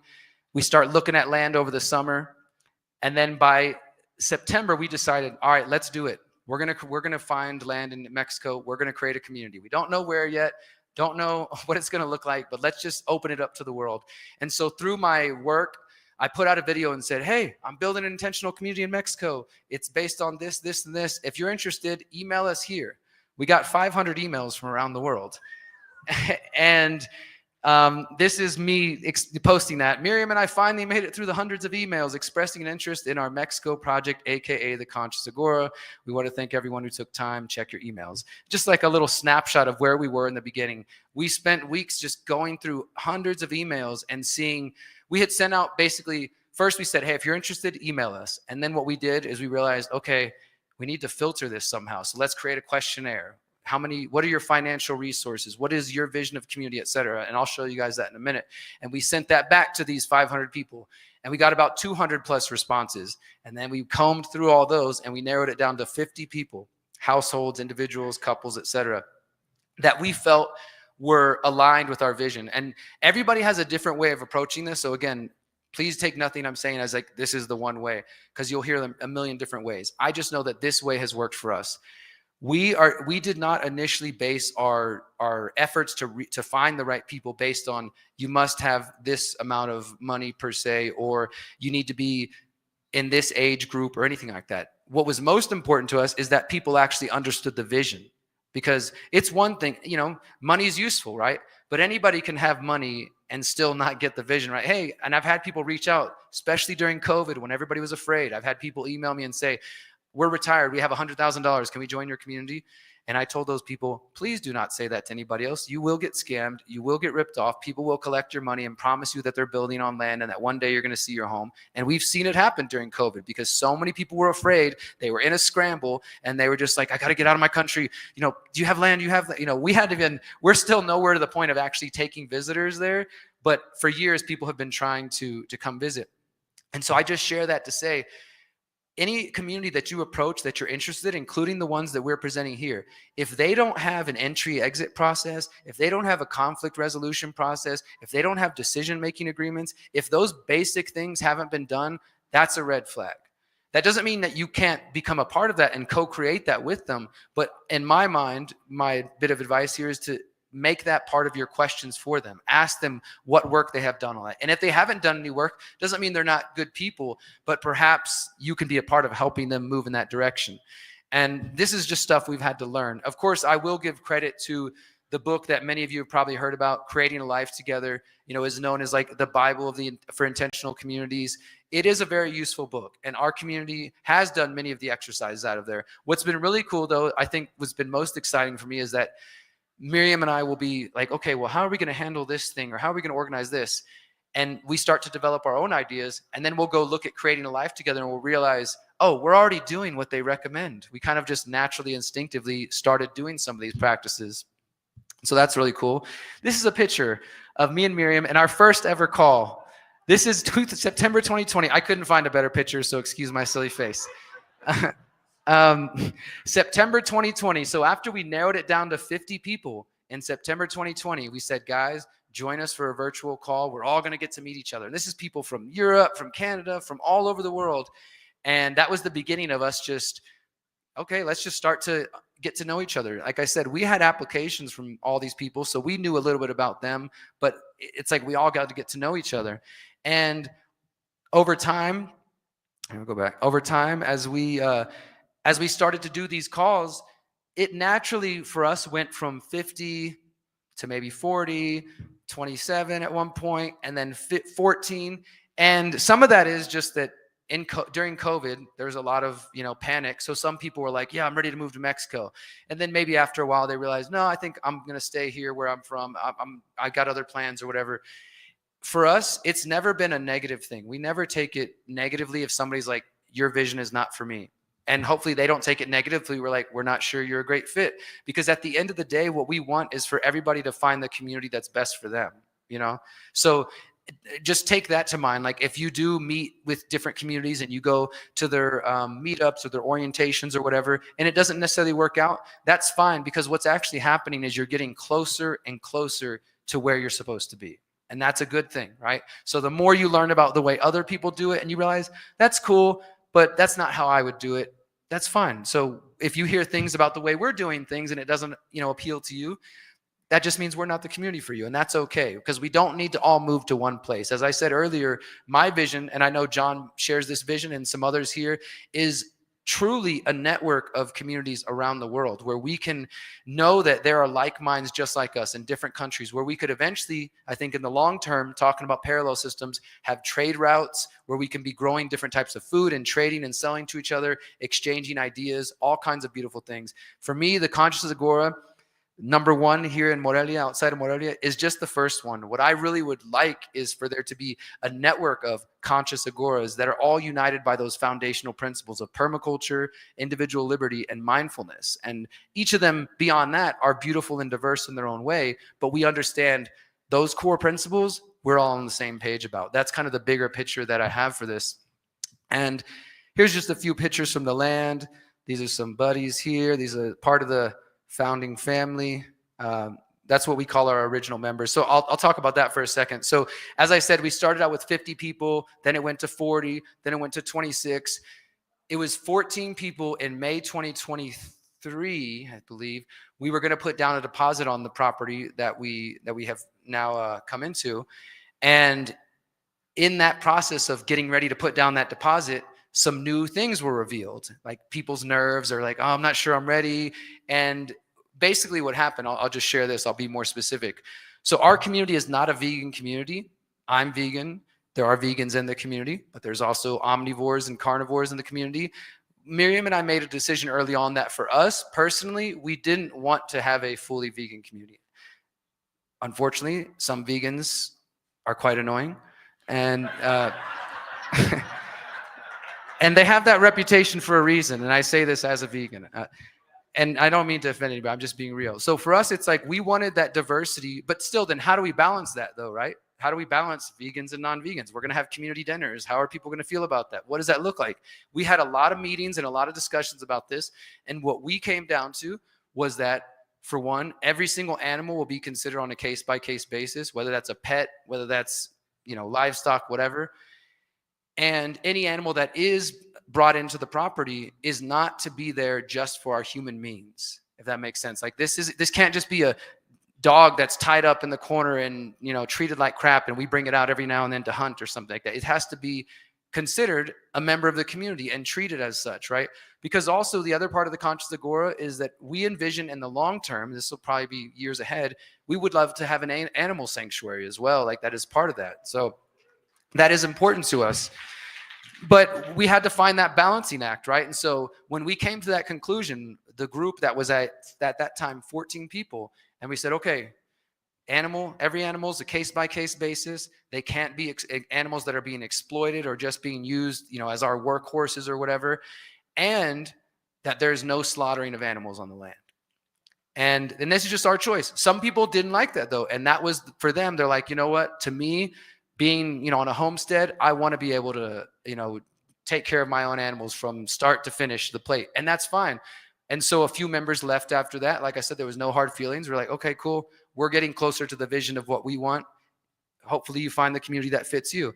And then it came down to, I think we had 6 at that point. And that process was all just natural. When we finally, last year, May 2024, put down like half the deposit on the land and made our agreement, because we didn't use any banks at all. That's the other cool thing. No banks are involved in the transaction of this money at all. It was just a verbal agreement between the previous landowner and us. And we created, we had pagare, like our little IOU slip that we each updated and signed every time we made a payment. And so when we did that, the group was actually 5 households. So myself and Miriam and our other founding family. And so from that, our point was like, okay, so now we got the property basically in our name already.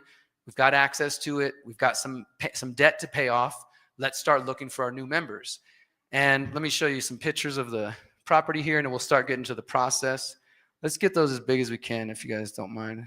All right, so this is some friends. This is a view near the property, not far. We're out in the mountains, so we're about an hour and a half outside of the city.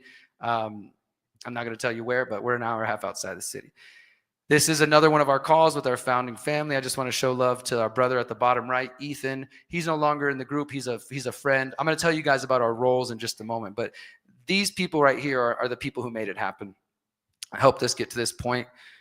This is the pond. I can't remember when this was taken. Depending on the water flow from the mountain, it's either higher or lower than this. But our plan in the long term is to bring some ducks and some geese and there to help with the bugs and the no-see-ums that get you on the fingertips during the rainy season. This is Donkey. Donkey and I have become good friends, and he is my buddy. So that's his selfie right there. And every time we leave, if we don't feed him bananas, he starts like getting a little upset. And there we are, me and Donkey chilling together. Look at those eyes. How could you not fall in love with him? This is a harvest recently from one of our avocado trees. This was a couple months ago. The other day, we just made a trip on Sunday with some of our crew here, and I think we picked 30 avocados from one tree. They're ripening at our house right now, and a bunch of bananas as well. That's the loquats that are, we have a bunch of loquat trees. This was a couple months ago, like at the end of the season. They were having their last bit. This is a view from where there's a couple of bee boxes. And so the interesting thing about it is when we first realized we were interested in this property and we expressed it to the previous landowner, so like our property is like 23 acres and there's a little 1 acre cutout which is our neighbor, our most immediate neighbor, and they live and are from the mountain. So they live out, they come to Morelia occasionally, but these people are born and raised in the mountains of Morelia. And so one of the gentlemen there was the caretaker of the land, but when the previous owner realized we were interested, he stopped paying him. And he's like, all right, well, then I'm not going to take care of the land anymore. So there was about a year period where the trees weren't being taken care of as well. Some of the bee boxes have kind of fallen into disrepair. So now in the last 6 months, we've just been getting everything going again, and everything's starting to thrive again. And what I really love, I think we got some pictures of the water on here. I will get into that in a moment, sociocracy. What I really love is the west and the southern border of the property is, I wouldn't call it a full river, but it's a nice stream, a creek. And at different points, it's deep enough for us to dive into and swim. We got our own little cold plunge going on. There's 2 spots where there's literally just, I love ojos de agua, like literally just water coming out of the earth. Like what a beautiful thing, just see it happening. And then the other big sort of draw for me was the fact that all these trees had already been planted. There's fruit orchards all over the property, but also big drip lines, big hoses that had already been run from the mountain. Like if you follow, we went on a tour recently to find where's the source of the water. We went up the mountain, our neighbor took us, and it's literally just a rock with a crack in it with all this water coming out of it. So everybody in that part of the mountain, we stick our tubes there. It runs down the mountain. It runs across the street and onto our property. It feeds that pond. And then from there, there's drip lines with sprinklers attached to all of the trees. There's no pumps. Everything is being fed literally just from God's hand out of the mountain into the trees. It's so beautiful. It's a beautiful thing to see. And that was, for me, it's like, wow. Like, as I said, we kept searching and looking, and it was like, okay, here's beautiful property. This is more affordable, but there's no trees. There's no water. There's, we also have some structures that we may or may not keep in the long term. It's just so many things kept making us come back to this property and deciding we should put all of our energy into it. Let me see what else I got coming up here. Then we're going to talk about sociocracy. Let me see if I had any more pictures of the land, though. Why is this freezing? Okay, we'll stay here until this figures itself out. Sociocracy. Who's familiar with sociocracy or has heard? We've had talks here on this stage about it. I don't claim to be an expert. This is a screenshot from a video training that our group did when it was just the founding family. We recently kind of did a retraining with our new incoming members, and we're going to be doing another one. Sociocracy is a part of the way that we are going to do decision making. I'm not going to explain the whole thing there, but the picture there kind of gives you a little bit of a taste. Decision making by consent rather than trying to force your views on people. They also, it's very similar to what we call freedom cells in the sense of having circles. So you could have a circle that is for the crew on the community who takes care of the garden, for example. You could have a circle for the crew who handles the finances. You could have a circle for the crew who handles retreats, because we do want to host retreats on the land. We want to host events and workshops. Like my goal, maybe as soon as next year, is that after the People's Reset, we have a much smaller, very limited size gathering on the land, like a 4-day decompression. Come now we're actually going to build structures. Now we're actually going to go deeper in the meditation. So that's a big part of our business model. And so we have these different circles that handle different areas, and you can be in multiple circles, and it's just a different way to organize. The really beautiful thing so far is we haven't had to use any of this stuff. Our group has naturally just made decisions. But the important thing about when you're forming a community, whether you're talking about getting land or just being an activist group in the city or in the neighborhood, is to be prepared for the times, which may be inevitable, when you do have disagreements, when you're not all on the same page. So far, over the last 4 years, our founding family has just been able to have dialogue and just talk. And like, okay, so what do we think about this situation? Oh, somebody asked about this. How should we handle this? Or do you guys think we should pay for this thing to get done, etc.? And we just sit and talk it out, and we usually come to a conclusion. But you put these systems in place for the times when you can't get along or you can't come to a conclusion, right? And so sociocracy is something that is really appealed. This guy, Ted, actually, in the video, he actually spoke at the Greater Reset 2 way back in Ziwa. Anybody was there? Anybody else was going old school? I know we got a few that were there. My slide's stuck right there. All right, we'll see what happens. So yeah, sociocracy is a big part of what we have sort of leaned into as far as how we're going to organize the community and what sort of things we want to use for decision making. That might be the last. Okay, cool. We got some other stuff we'll share now. But like I said, we haven't had to use it. But a big part of our community would be nonviolent communication. That goes back to the mindfulness, right? Even if we disagree, how can we sit down and like, hey, Miriam, I'm really having trouble with this idea that you guys have. I have another idea. Can we discuss it? It's just about the way you communicate. As simple as it sounds, and it is very simple, it also can be complex because we silly humans like to make things complex. Nonviolent communications is just about recognizing unmet needs, that most problems arise when one or multiple parties feel like their needs are not being met or heard.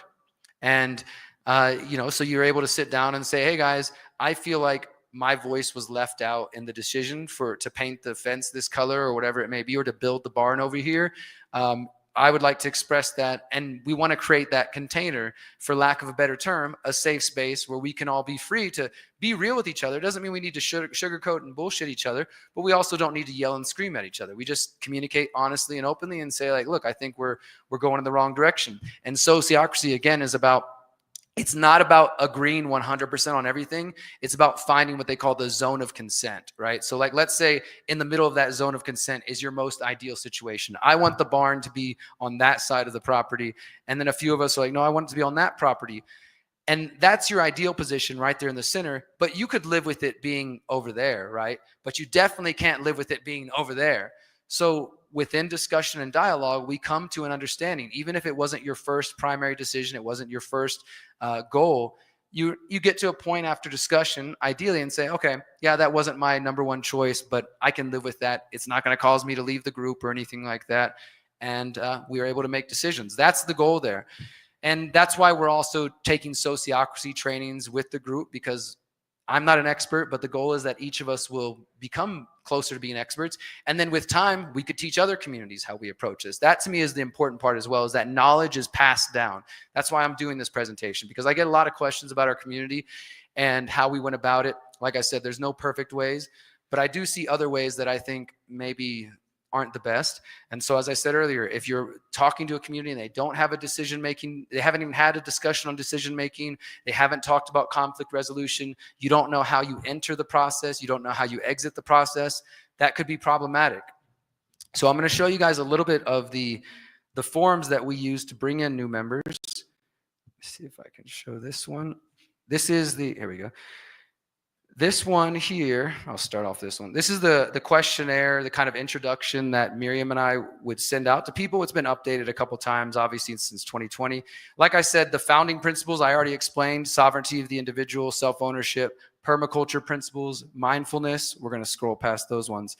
Since that, we have developed a few more, I guess you could call them core values that are important to us. Why is this thing being silly? First is off-grid, that our goal in the long term is to be off-grid. Now, obviously, that's easier said than done. It's not always easy. It's rarely easy. But it's important to have that goal and to know where you're aiming. So we want our community to be mostly off-grid in terms of power, in terms of electricity. We've already got an abundant source of water, so that's a big relief there. And that doesn't mean year one we're not going to be on any kind of grids, but we've been reminded of this recently. So our neighbors on the mountain, they are on the electric grid. There are telephone poles that run out there. There's like one street light out there in the mountain. And every now and then they don't have power because it's just inconsistent. And to us, it's like, yeah, that's why we don't want to rely on the government. Because in Mexico, the electricity is nationalized. So it's CFE, it's a Mexican electric service. And so sometimes the power doesn't go out. One time there was a lightning strike on the mountain, and a tree from our side of the property fell and hit the power lines and knocked out their power for about a week. So, they were texting us and letting us know, like, we don't have any power up here on the mountain. And I brought them one of our solar panels so they could at least charge some of their stuff. So that's our goal, not only because of we want to explore those sort of technologies, but just functionally, I don't ever want to be in a position where I'm dependent on the government to power, my house or things like that. Again, it's gonna be a process. It takes time, but that's the other aspect. The other one, why does it keep skipping past number? Okay, so 4 is off grid. And then we have balancing community with privacy. I sort of touched on this a little bit with our community being very much oriented around individual liberty. We want the benefits of community, of having multiple members and a village together, like, hey, we can, many hands make light work, that sort of thing. But also we're very strong individuals, and we value our privacy too. So you have we're not living in a communal space where we all share food, we all share income, and everybody has to, we don't have any robes that we do rituals at night, or it's nothing like that. It's literally like you own your house, you cook what you want in your kitchen, including whether that's meat or otherwise. We did come up with the rule that in the community space, the Holistic Education Center, where we're going to have a big community kitchen, we're going to have multiple classroom spaces that could be used for podcasting, for teaching workshops, etc. That in that space, we're going to keep the food vegetarian, little things like that. But ultimately, you own your plot of land. You own your house and everything on that. And if you wanted to sell it, you can exit. There is an exit plan.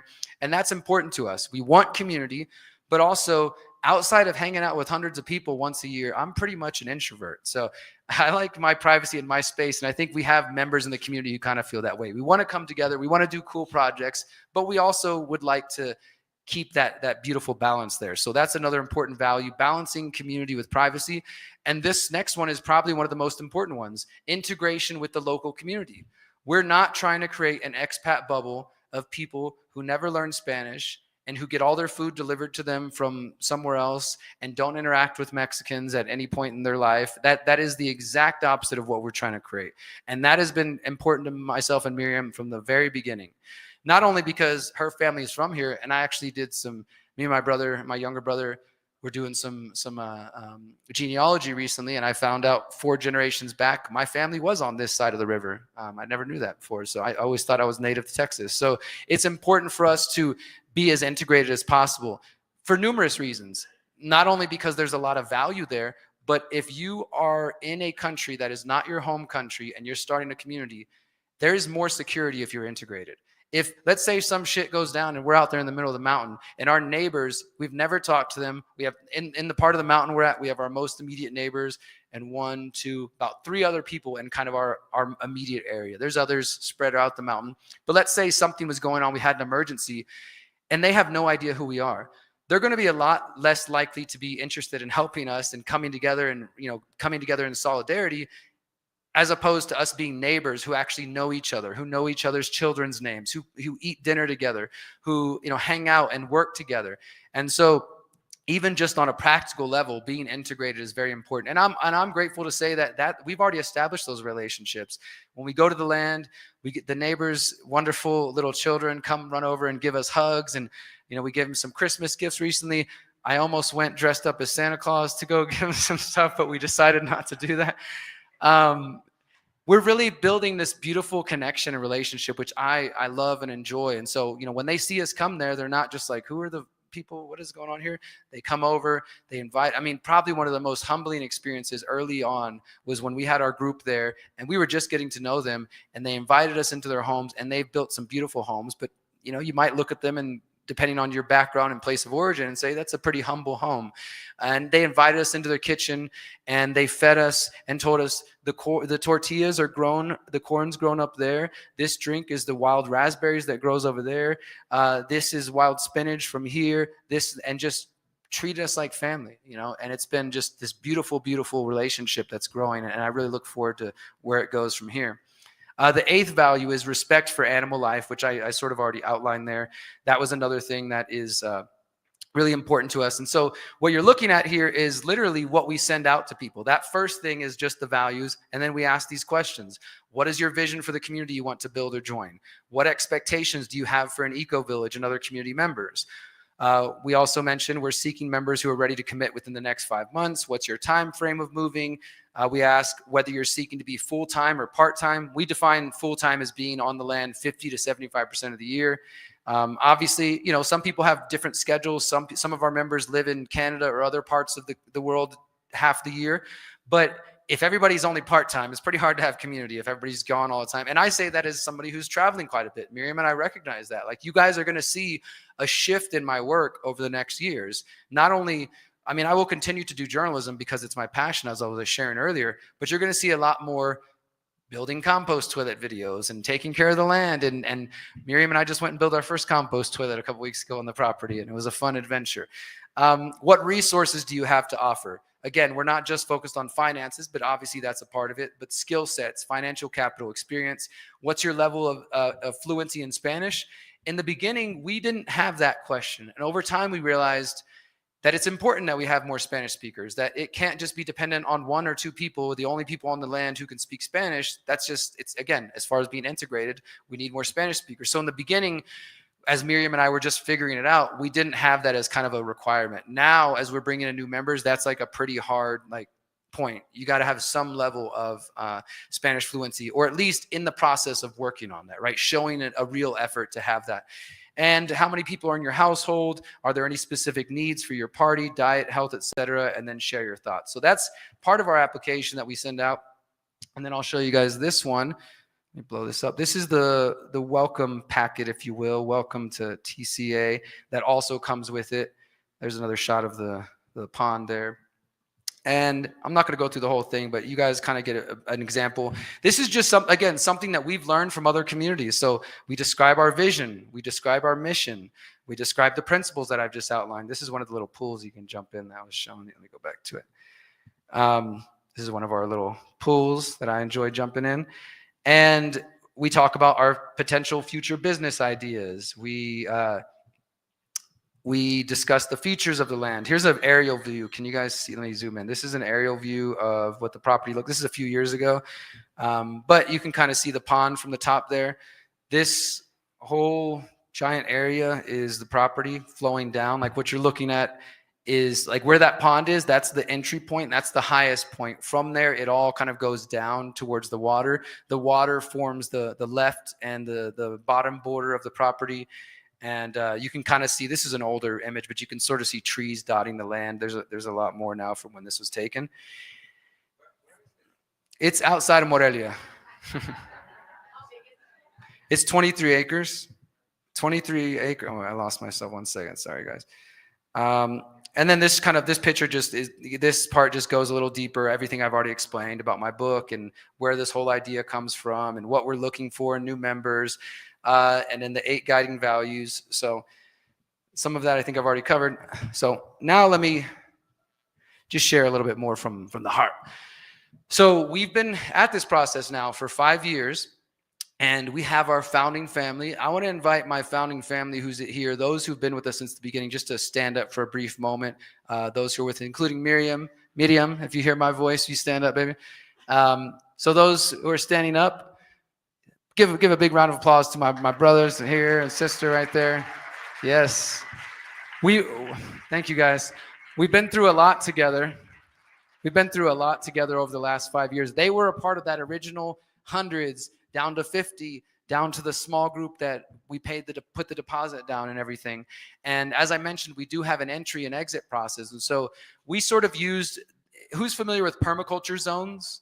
You heard of this idea? So in permaculture, they talk about zones. So like one way would be zone 1 is the garden that's right outside your house that you need to tend to every day, right? Zone 2 is the trees you water once a week. Zone 3, once a month. And zone 5 is like the wilderness you don't even have to mess with. It takes care of itself. And then also when you take in social permaculture, zone 0 is yourself, right? Your heart, everything in here, right? So that's one way that some teachers will talk about permaculture zones. We took some inspiration from that idea and sort of reversed it. So zone 0 is the founding family, like the land itself. And as we bring in new members, we have different little cute names we use. So the incoming members, zone 1, are what we call the activators. And activators are basically people who have filled out that questionnaire I showed you, have had a screening call with our group, and we are like, hey, these people sound awesome. They've got a lot of cool skills, a lot of awesome experience. Let's get to know them. And then what we start doing is every Sunday we have a call with them, an hour, 2 hours. We do different exercises. We get to know each other. And the idea is that over months, we'll get to know, again, are we the right community for you? Are you right for our community? And if it's not, we don't take any offense. And slowly we're getting to know each other, and then we bring them eventually into becoming a part of the community. And we have other names for like people who are, maybe they're not members of the community, but they are volunteers or they're visitors, right? But we use that inspiration for the permaculture zones. And I'm really happy to say that starting in, I think, late August or September, we started our next group of activators who are on the way to becoming new members of the Conscious Agora. And in March, we're going to be starting our second group of activators. So I'd like to invite the current group of activators who have become very close like family to just stand up for a moment. They've got these awesome shirts they're wearing right now for the Conscious Agora activators. Please make some noise for our activators that are potentially going to be our new members. We're so grateful to have getting to know them. And some of them aren't in this room right now, but if you'll see them walking around in these shirts saying activator, thank you guys. And a few of the next incoming group of activators are on the way as well. Is Josie or Jackie in the room by chance? Maybe not, but they're here as well. And so it's just been this really beautiful process, guys, of just getting to know new people who are motivated by the same principles we are and values. And like I said from the beginning, I don't think we have all the answers. Maybe this process we've used hasn't been perfect. We still don't have every single thing figured out with the land of where this thing, how it's going to go.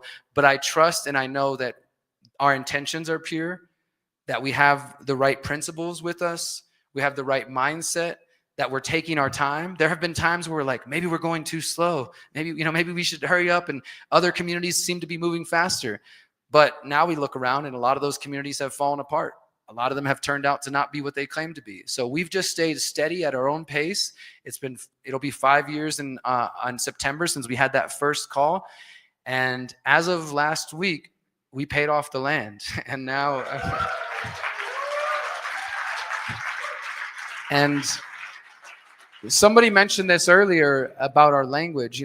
I don't even really like the term ownership. We do see ourselves as stewards of this land.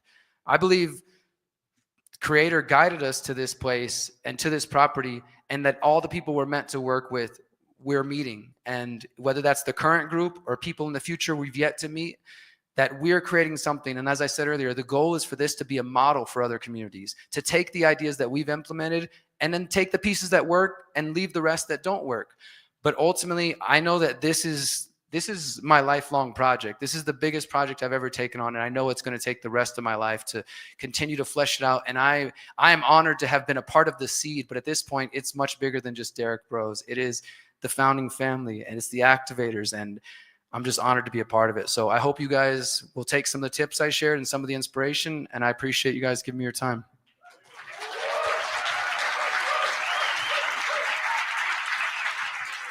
Thank you, guys.